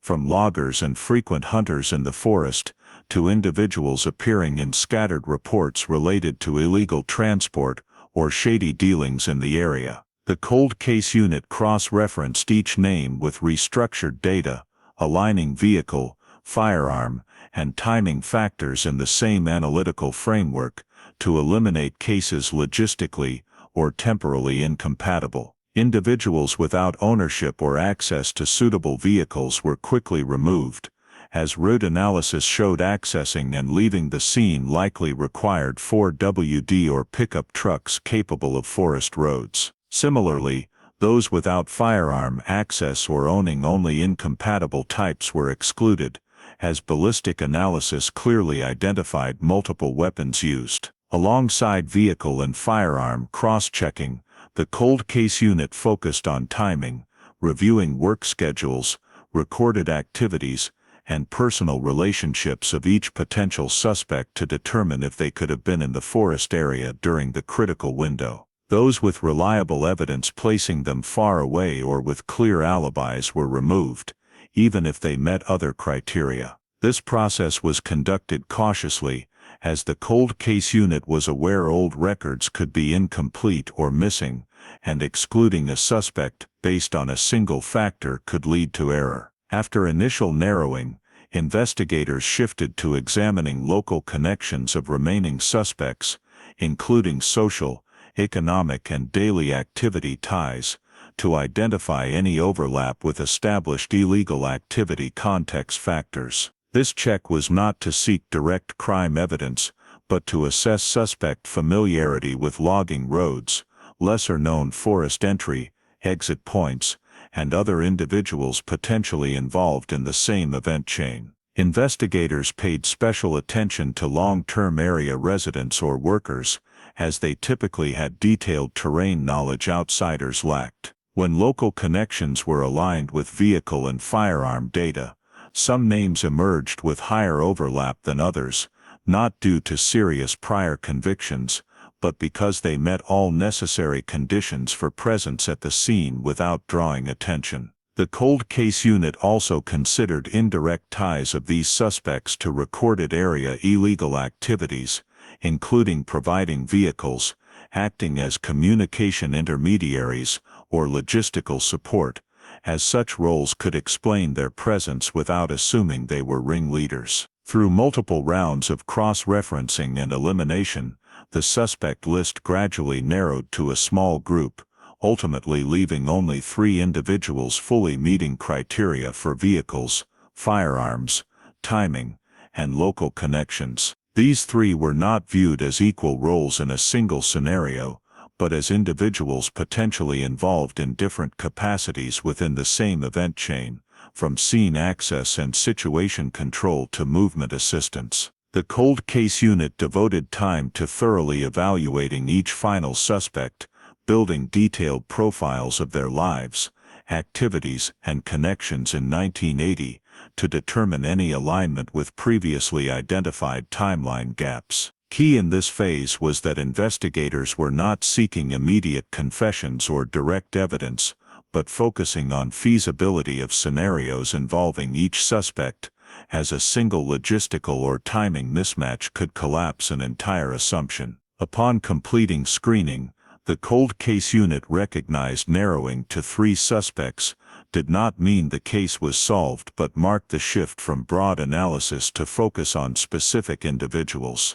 These 3 became the centerpiece of all subsequent steps, as they represented rare convergence points of terrain, vehicles, firearms, and local ties during the hiker's disappearance window. Suspect screening did not yield final answers, but eliminated much of the ambiguity that had enveloped the case for decades, transforming the investigation from an open puzzle with endless possibilities into a more directed process where each next step could be measured and verified against a specific set of individuals, rather than a vague anchorless context. From the moment the suspect list was narrowed down to 3 specific individuals, the cold case unit entered a phase requiring the highest level of precision and legal discipline, because every subsequent action had to be grounded in evidence strong enough to withstand court scrutiny. The process began with compiling all the circumstantial evidence gathered and reanalyzed in prior phases, treating it not as isolated fragments, but as a logically interconnected system that needed to be presented coherently. The investigators reviewed every element, from ballistic analysis showing the presence of multiple weapons, to the distribution pattern of physical evidence reflecting a deliberate interruption of the hiker's route, to route and vehicle analysis proving the ability to access and leave the scene using a 4WD. Each element was compared against the personal profiles of the 3 suspects to determine the degree of match between their capabilities, circumstances, and behavior and what had been reconstructed from the scene. The compilation was not intended to create a speculative narrative, but to demonstrate that random probability could not explain the level of coincidence between the scene data and the characteristics of the remaining suspects. In parallel, the cold case unit cross-referenced all witness statements, especially those related to vehicles and timing, placing them in direct relation to the known schedules and activities of the 3 suspects. The statements were not used as standalone evidence to incriminate, but as temporal and spatial anchors that helped establish that these suspects could have been present in the area at the critical time without requiring additional external assumptions. When multiple independent statements pointed to the same type of vehicle, direction of travel, or specific time frame, and those details matched the actual capabilities of the suspects, the cold case unit recorded them as indirect but cumulatively valuable links. The cross-referencing process also involved examining inconsistencies or discrepancies in older statements, not to dismiss them entirely, but to assess the impact of time and memory on accuracy, retaining only those details that were repetitive and consistent with confirmed physical data. As the framework of circumstantial evidence gradually took shape, the investigators moved to the most procedurally critical phase, completing a legal file strong enough to obtain search warrants. This file was not built to prove that the crime was committed by the suspects, but to persuade that there was reasonable grounds to believe searching their property, vehicles, or related areas could yield additional evidence directly relevant to the case. The investigators had to clearly present the connection between each suspect and the key elements of the case, including access to suitable weapons, vehicles compatible with route analysis, and sufficiently deep local ties to know and use little-known logging roads. Every argument in the file was supported by specific documentation, from ballistic reports and evidence distribution diagrams to witness statement transcripts and reconstructed timelines. The cold case unit was particularly careful to avoid any speculation beyond the data, knowing that any weakness in the warrant application could lead to rejection, or worse, compromise the entire investigation if subsequently obtained evidence was deemed inadmissible. The legal file also had to explain why these circumstantial elements, when viewed collectively, were sufficient to surpass the reasonable suspicion threshold, even without bodies or direct evidence of the act. The investigators emphasized that the nature of the case, a decades-old cold case with a scene degraded by time, required evaluating evidence cumulatively, where value lay not in a single piece, but in the consistency of the overall picture. Once the file was completed, the cold case unit conducted final internal reviews, including having experienced cold case prosecutors assess the strength of the arguments and their ability to withstand defense challenges. Minor revisions were made to clarify legal language, remove unnecessary details, and emphasize the most probative connections. When everything was agreed upon, the search warrant application was submitted to the appropriate judge, accompanied by all necessary supporting documents, to prove that the request was not a blind fishing expedition, but the logical next step in a carefully restructured investigation. The waiting period for the decision became a tense phase for the cold case unit, as they knew that approval or denial would determine whether the investigation could advance a critical step or be blocked by legal barriers. However, the thorough preparation, systematic compilation of circumstantial evidence, and cautious cross-referencing of witness statements produced a file convincing enough to demonstrate that the searches were necessary and justified. When the decision was made, it not only reflected the legal system's endorsement of the cold case unit's approach, but also marked the moment the investigation officially shifted from analysis and hypothesis to action, where the specific spaces and objects tied to the suspects would for the first time be directly examined in the effort to find evidence that had evaded detection for decades. Immediately after the search warrants were approved, the cold case unit deployed multiple teams simultaneously to ensure execution occurred under control, minimizing the risk of lost or contaminated evidence, because they understood this was the first time in decades that spaces and objects directly linked to the suspects were being legally accessed in the context of a reactivated criminal investigation. The initial focus was on searching vehicles, as route analysis and witness statements had highlighted the critical role of 4WDs or pickup trucks in accessing and leaving the forested area, and these vehicles were more likely to retain long-term physical traces than an outdoor environment eroded by time. The vehicles were sealed on site, photographed in their current state, and transported to specialized examination areas where every compartment and surface was systematically scanned. Investigators concentrated on truck beds, undercarriages,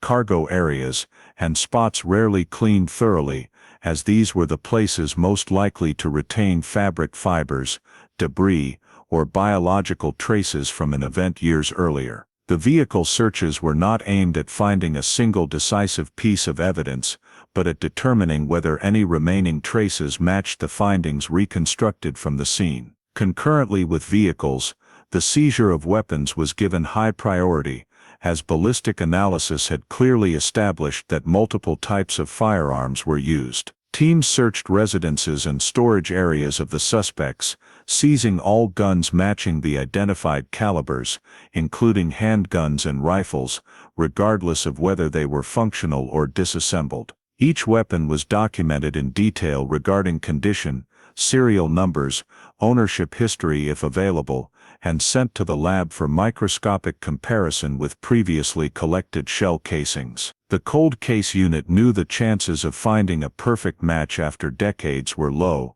but even establishing technical compatibility carried significant value in strengthening the chain of circumstantial evidence. During the searches, remaining ammunition, boxes and related accessories were also seized to assess whether they matched the types found at the scene, and whether the quantity used could be inferred from what remained. Beyond weapons, collecting fabric fibers and other microscopic materials was considered one of the most important objectives, as prior evidence analysis had revealed fibers not native to the forest environment on some victims' backpacks. Investigators collected samples from car seats, floor mats, truck bed liners, and stored clothing, especially items likely to have had direct contact with people or objects in an enclosed space. Each fiber sample was collected using strict protocols to prevent cross-contamination, noting exact location and discovery conditions,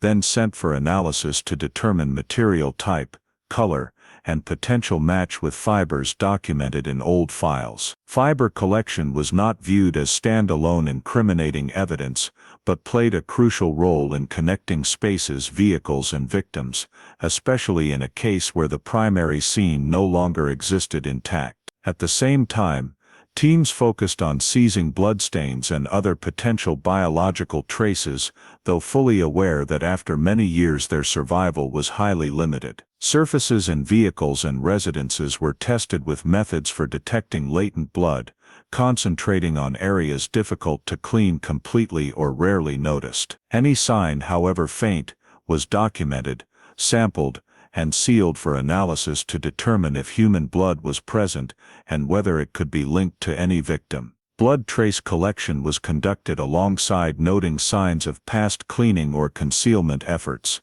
as those indicators, even without clear biological residue, could reflect post-event behavior. Throughout the searches, the cold case unit maintained tight coordination among teams to ensure every discovery was placed in the overall investigative context, avoiding isolated evaluation of individual pieces of evidence. The investigators noted that seizing multiple types of evidence, from vehicles and weapons to fibers and latent blood, did not mean immediate answers, but it marked a pivotal turning point for the first time. Assumptions built over previous phases could be directly tested with legally obtained physical evidence. As the evidence was sealed and transferred to laboratories, the cold case unit began preparing for deeper analysis, fully aware that the test results could strongly reinforce the built circumstantial chain, or require adjusting certain assumptions if expected matches were absent. Though final outcomes were not yet known at the search stage,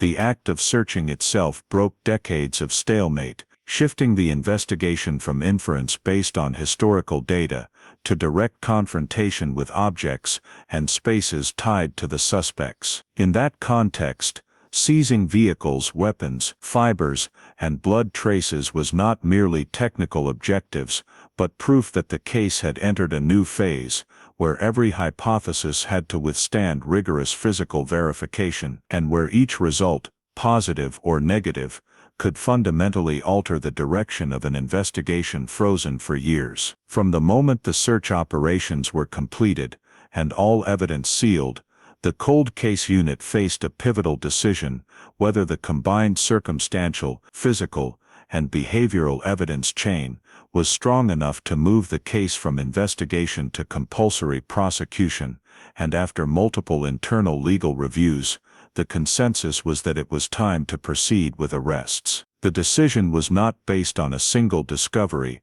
but on the convergence of multiple independent data layers, from ballistic analysis and evidence seized in searches to consistent matches between vehicle witness statements and the suspect's logistical capabilities. The cold case unit determined that arrests had to be executed simultaneously for all three suspects, as any delay could allow coordination of statements, destruction of remaining evidence, or formation of legal avoidance strategies. The arrest plan was built down to the minute, specifying approach times, participating forces, movement routes, and possible response scenarios, with the highest goal being absolute safety and preservation of evidence value. The timing was carefully chosen, prioritizing hours when the suspects were likely least alert and least able to contact each other, minimizing uncontrolled risks. When the operation was launched, teams acted simultaneously at different locations,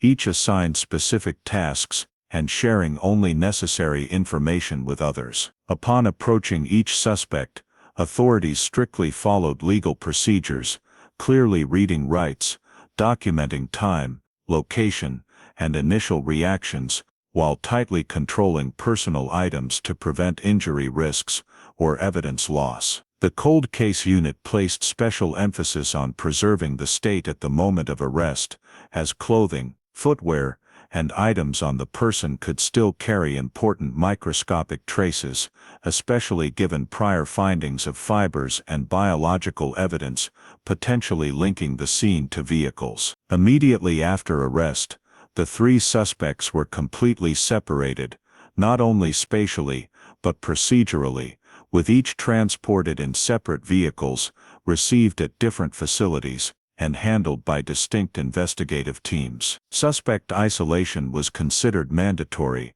as the cold case unit knew that in multi-suspect cases, spanning decades, even brief information exchange could suffice to align statements favorably. This isolation was maintained throughout transport, detention, and initial interrogations, with all direct or indirect communication strictly controlled. Initial interrogations were designed not to seek immediate confessions or accusations, but to record psychological state, emotional reactions, and cooperation level of each suspect when facing arrest, after decades outside suspicion. Investigators began with questions confirming personal information and previously recorded historical activities to test consistency between current statements and old data. Any evasion, detailed changes, or defensive reactions were carefully noted, not for immediate use as incriminating evidence, but as a basis for behavioral analysis and comparison in subsequent rounds. The cold case unit followed a key strategic principle in this phase,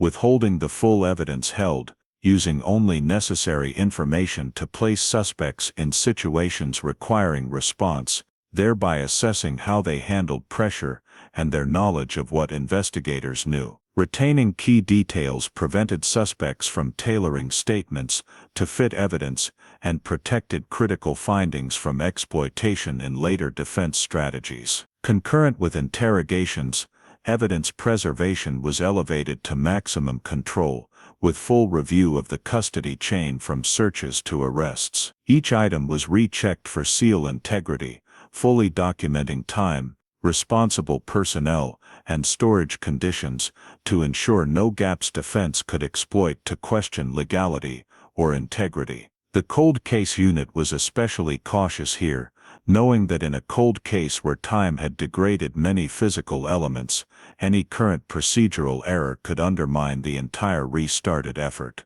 The arrests were not seen as the investigation's endpoint, but as a shift in focus, where reconstructed assumptions and sequences began direct challenge through human statements and reactions. Investigators noted that initial suspect reactions varied widely, from complete silence and total denial to defensive responses, and these differences provided important data on potential roles in the reconstructed event chain. In that context, simultaneous arrests and suspect separation were not just tactical measures, but the necessary foundation for ensuring subsequent investigative steps occurred in a controlled environment, where every statement and reaction was directly related to collected physical evidence. As suspects entered the detention system and all evidence was secured, the investigation officially left the gray area of decades-long speculation and entered a clearer prosecutorial process,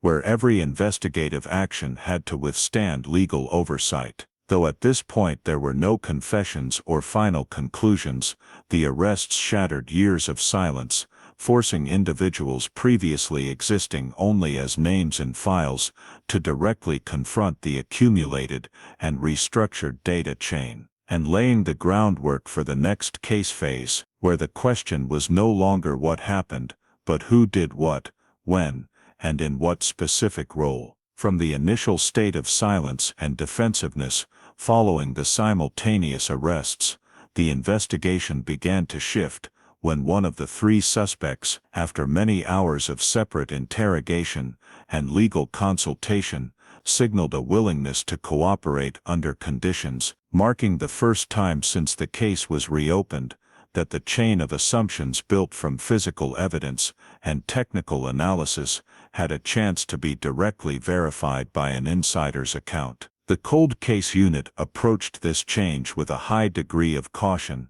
as experience showed that statements in cold cases are often selective, self-protective, and tend to restructure memories in a way that favors the person giving the statement. However, the fact that a suspect agreed to talk, even if not yet a confession, created a rare window to test the alignment between the investigative sequence and what actually happened. The investigators reaffirmed the legal conditions of the session, ensuring that all statements were recorded lawfully, with no element of coercion, while maintaining the strategy of not revealing the full evidence to avoid the account being adjusted to known information. From the start, the cooperating suspect did not provide a complete narrative, but began by confirming certain spatial elements that the cold case unit had previously identified, the most important of which was the existence of a clearing in the forest, where, according to the statement,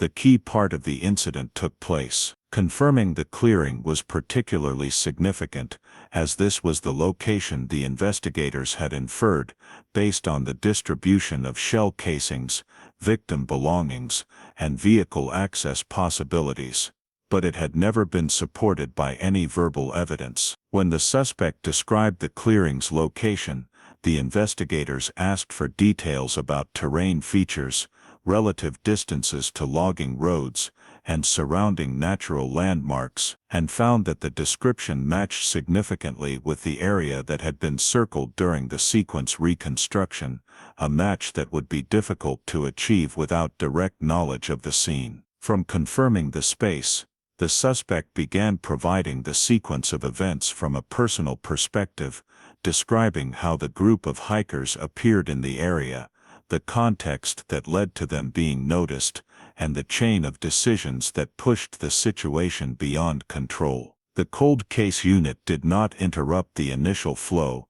allowing the suspect to present in their own way to capture the natural structure of the story, before proceeding to clarify specific timelines and actions. During this process, the investigators paid special attention to how the suspect allocated responsibility, the points emphasized, and the details glossed over, as these choices often reflect the actual level of involvement of the person speaking. When the sequence of events was placed on the previously constructed timeline, many notable intersections began to appear, from the moment the hikers left the main hiking trail to the estimated time of the gunshots, based on ballistic analysis. The suspect described vehicle movement into the forest, consistent with the directions identified from vehicle witness statements, and admitted the presence of multiple weapons, though attempting to downplay their personal role in using them. The cold case unit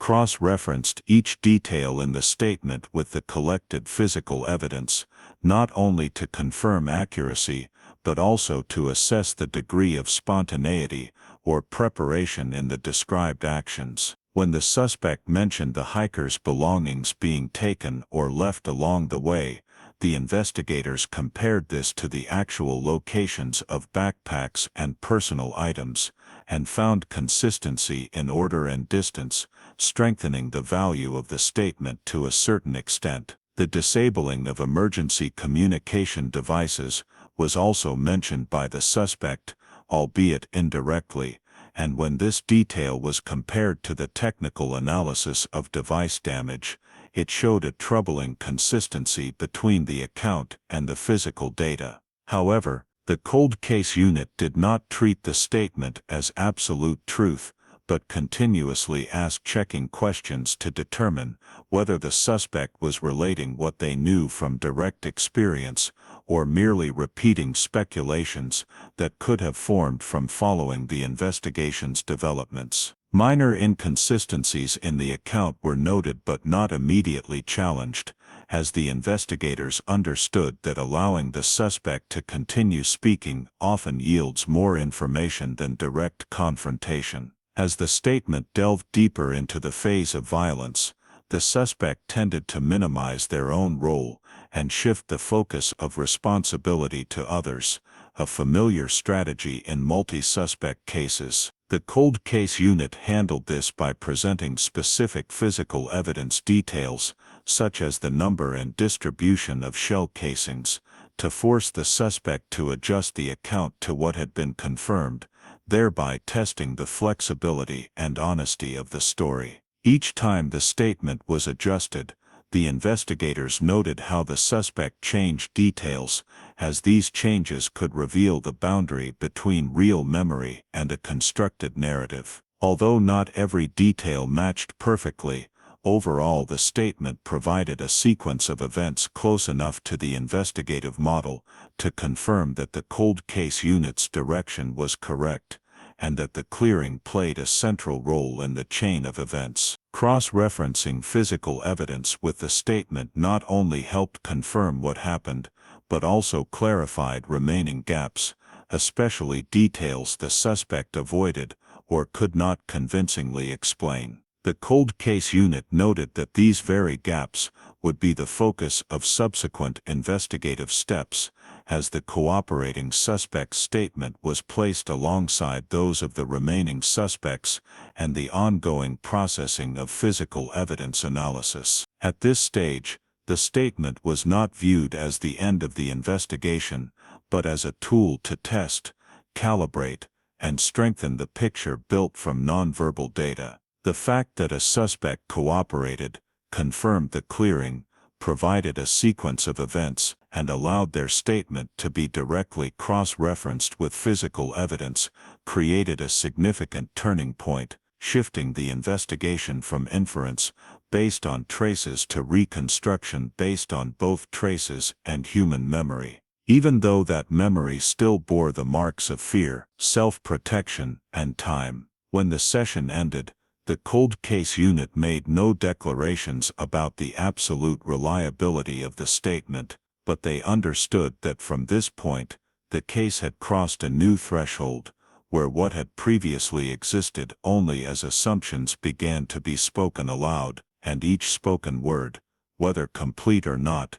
could be verified, cross-referenced, and used to move closer to determining specific criminal responsibility in a case that had been buried in silence for far too long.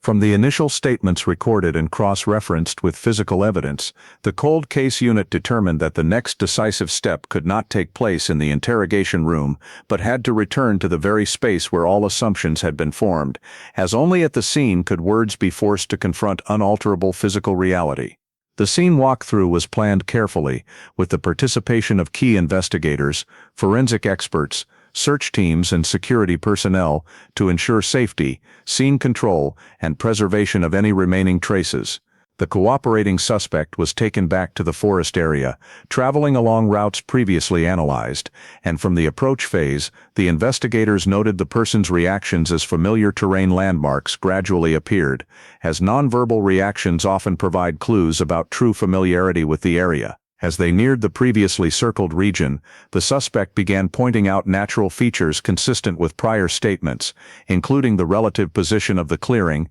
vehicle access directions, and natural landmarks used for orientation, and the match between the guidance and the scene map led the cold case unit to believe they were approaching a critically significant area. At the identified clearing, the investigators asked the suspect to describe the sequence of events again on site, placing each action in specific space, from where the hikers appeared to the movement directions of individuals as the situation began to spiral out of control. Cross-referencing the statement at the scene allowed the investigators to immediately test the story's feasibility, as factors like distance, lines of sight, and terrain could not be altered to fit an inaccurate account. When the suspect pointed out the area used for concealment, the cold case unit marked and secured the scene, deploying systematic search measures to determine whether signs of intentional digging or covering remained. Forensic experts used methods appropriate to forest conditions to examine suspicious areas, while cross-referencing with the statement about the method and timing of concealment to assess the degree of match.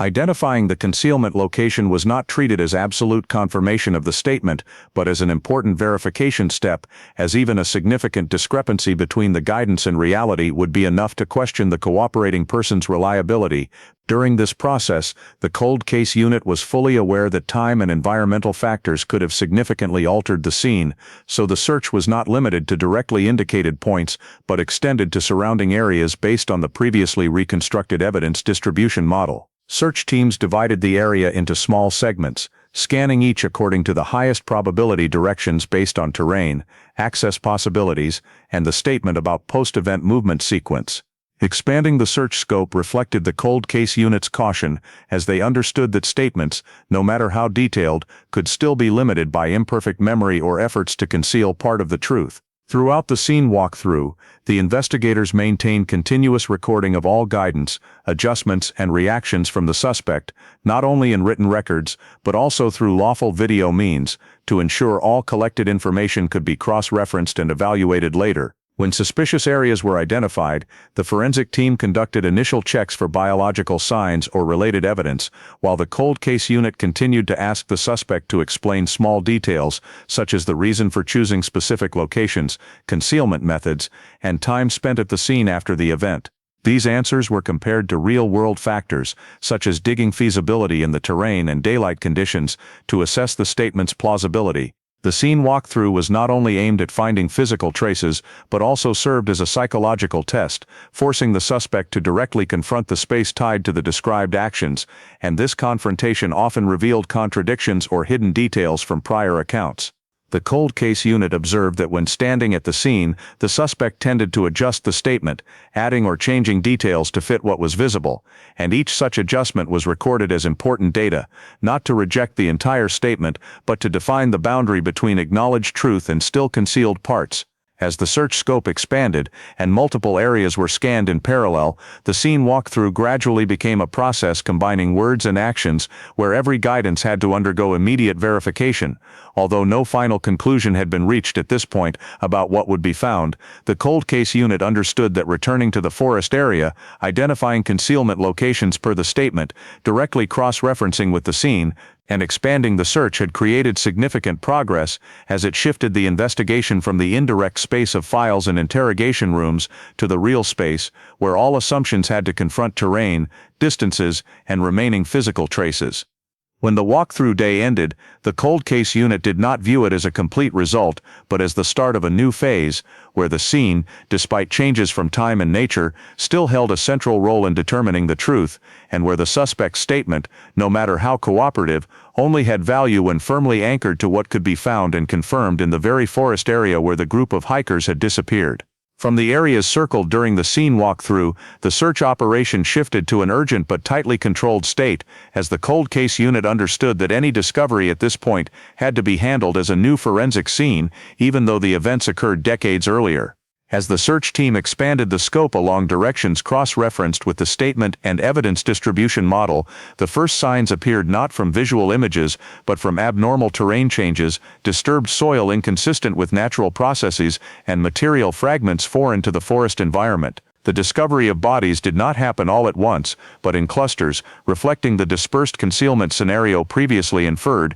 where the victims were not placed in a single spot, but scattered across quickly accessible and low-visibility locations. When the first body was identified, the cold case unit immediately sealed the area, established a protection chain, and deployed full forensic procedures, treating each discovery site as an independent subscene, requiring recording, measurement, and evidence collection per current standards. As the search expanded, a total of 12 bodies were successively discovered at locations consistent with the statement and reconstructed movement model, confirming that the entire group of hikers had not left the forest area, as had been hoped for many years. The discovery of all 12 bodies marked an irreversible turning point in the case, as from this moment, all assumptions of unexplained disappearance officially shifted to confirmed deaths. Forensic experts determined causes of death based on bone condition and remaining traces, focusing on clearly identifiable injuries even after long periods. Initial results showed all victims had signs of death by violence, with injuries consistent with gunshot wounds, confirming that the hypothesis of a natural incident or group accident was no longer viable. Cause of death determination was conducted cautiously, as environmental factors and time had significantly altered body conditions, but the consistency in injury patterns across victims allowed experts to reach the necessary level of certainty. Alongside forensic work, bullets and bullet fragments collected from related locations were entered into ballistic matching processes, compared to weapons seized during searches. The goal was not only to identify used weapons, but also to establish direct links between suspects and the acts through microscopic traces on bullets and gun barrels. Despite awareness that long periods could reduce absolute matching potential, ballistic experts still found important similarities in ammunition types, technical features, and signs of multiple weapon use, consistent with prior conclusions about more than one shooter. These results were placed alongside recorded statements, creating a tight chain linking words, physical evidence, and scene discoveries. Identification completion proceeded as conditions allowed, using methods suitable for body conditions, including dental record comparison, bone characteristics, and remaining personal items found at or near discovery sites. Identification aimed not only to confirm each victim's identity, but also to complete necessary legal files for subsequent proceedings, ensuring each individual was fully and accurately recorded. When the identities of all 12 victims were confirmed, the cold case unit officially closed a years-long phase of uncertainty, where families and authorities could only rely on assumptions and faint hopes. Throughout the discovery and processing of bodies, the cold case unit maintained consistency between new data and prior reconstructions, continuously checking whether findings strengthened or contradicted the built event sequence model. The fact that discovery locations, causes of death, and ballistic results all aligned with the statement and prior analysis not only reinforced the value of steps already taken, but also clarified the role of each factor in the chain leading to the hikers' deaths. Although discovering the bodies provided the answer to the case's biggest question, it simultaneously imposed clearer legal responsibility on involved individuals, as from this point, the matter was no longer a cold case of unexplained disappearance, but a murder case with specific physical evidence. The cold case unit noted that completing identification and cause of death determination was not the end of the investigative journey, but the necessary foundation to transfer the entire file to the prosecution phase, where all discoveries would be presented and verified in court. As the bodies were removed from the forest area and the scene processed per regulations, the investigation entered a new state, where the truth had been confirmed by undeniable physical evidence, and all subsequent steps would revolve around determining criminal responsibility and legal consequences for actions that ensured 12 people never returned. From the moment the discovery and full identification of the 12 bodies were confirmed in the investigative file, the cold case unit coordinated with relevant judicial agencies to prepare for the official announcement of results, a step carefully considered as they understood this information would not only close a decades-long case, but also trigger a wave of profound reactions in the local community and beyond the area where the events occurred. The announcement did not happen abruptly, but followed a controlled sequence, prioritizing notification to victims' relatives before public release, ensuring those most directly affected did not learn the truth through media. When the investigative results were officially announced, including confirmation of causes of death, event sequence, and criminal responsibility of involved individuals, the local community reacted with a complex mix of emotions, from shock and outrage to belated relief that the truth had finally been revealed.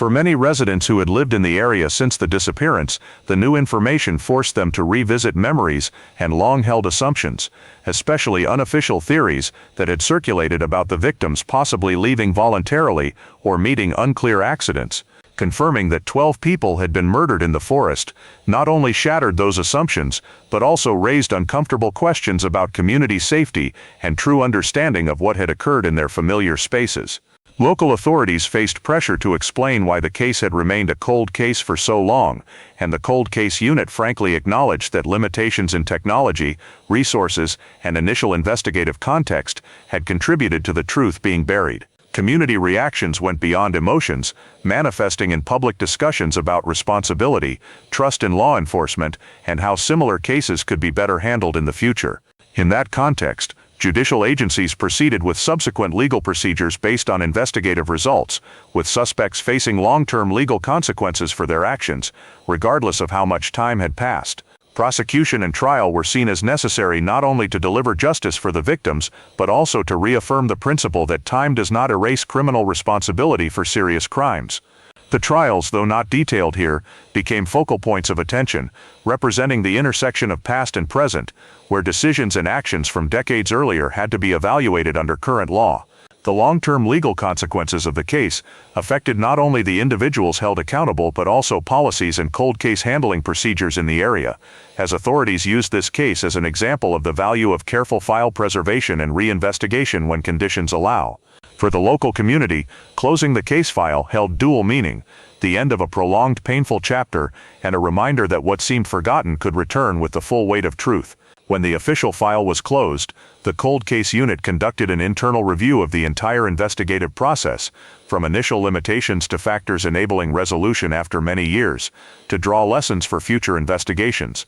This review was not only professional but also part of social responsibility, reflecting a commitment to improving community protection and handling complex cases that transcend time barriers. The case's social impact extended beyond the legal realm, influencing how the community viewed surrounding natural spaces, especially areas once considered safe or familiar. For many, the forest where the victims disappeared was no longer just a geographical location, but a symbol of hidden tragedy, reminding them of the possible coexistence of beauty and violence in the same space. Discussions about safety, monitoring, and community responsibility in reporting unusual signs became more common, reflecting a shift in awareness driven by the truth finally being exposed. At the same time, the case reignited broader questions about how society confronts unsolved crimes and the role of collective memory in maintaining pressure for justice even when hope seems faded. Announcing results and closing the file did not erase the victims' families' loss, but it provided a form of closure they had been denied for years, allowing them to name what happened and face it with truth rather than assumption. For the wider community, the case became a reference point, a story retold not only for its tragic nature, but because it clearly illustrated how time, persistence, and investigative progress could converge to bring a buried truth back to light. As the case's aftermath gradually settled, what remained was not just a closed file or pronounced sentences, but a deeper awareness of violence's long-term impact on communities and collective responsibility to prevent such stories from sinking into oblivion. In that context, the case was no longer merely a past event, but a social lesson about the value of justice, patience, and the ability to face difficult truths, even when they arrive late. And this created the most enduring aftermath the case left in the community, where it had been hidden for so long. This story hits on a very real fear in the United States today. People still go into the woods, still take road trips, still believe nature is a safe place to reset, but the biggest risk sometimes comes from other people, and from those system gaps, where signals are weak, forces are thin, and illegal activity can hide behind logging roads. Looking back at the Kisatchie 1980 case, the first lesson is don't let the plan stay just on paper. The hikers had an itinerary and permit, but the moment they veered off the main trail, everything immediately went dark. In America today, before heading into the backcountry, set specific checkpoints, check-in times, backup routes, and a clear rule like no route changes without reporting. The second lesson is that emergency communication needs backups. Their devices were destroyed, meaning relying on just one is too fragile. In reality, carry at least 2 independent layers of communication, for example, a satellite device plus whistle-slickshell flares, and keep devices in places hard to take from you, on your body, not in the backpack.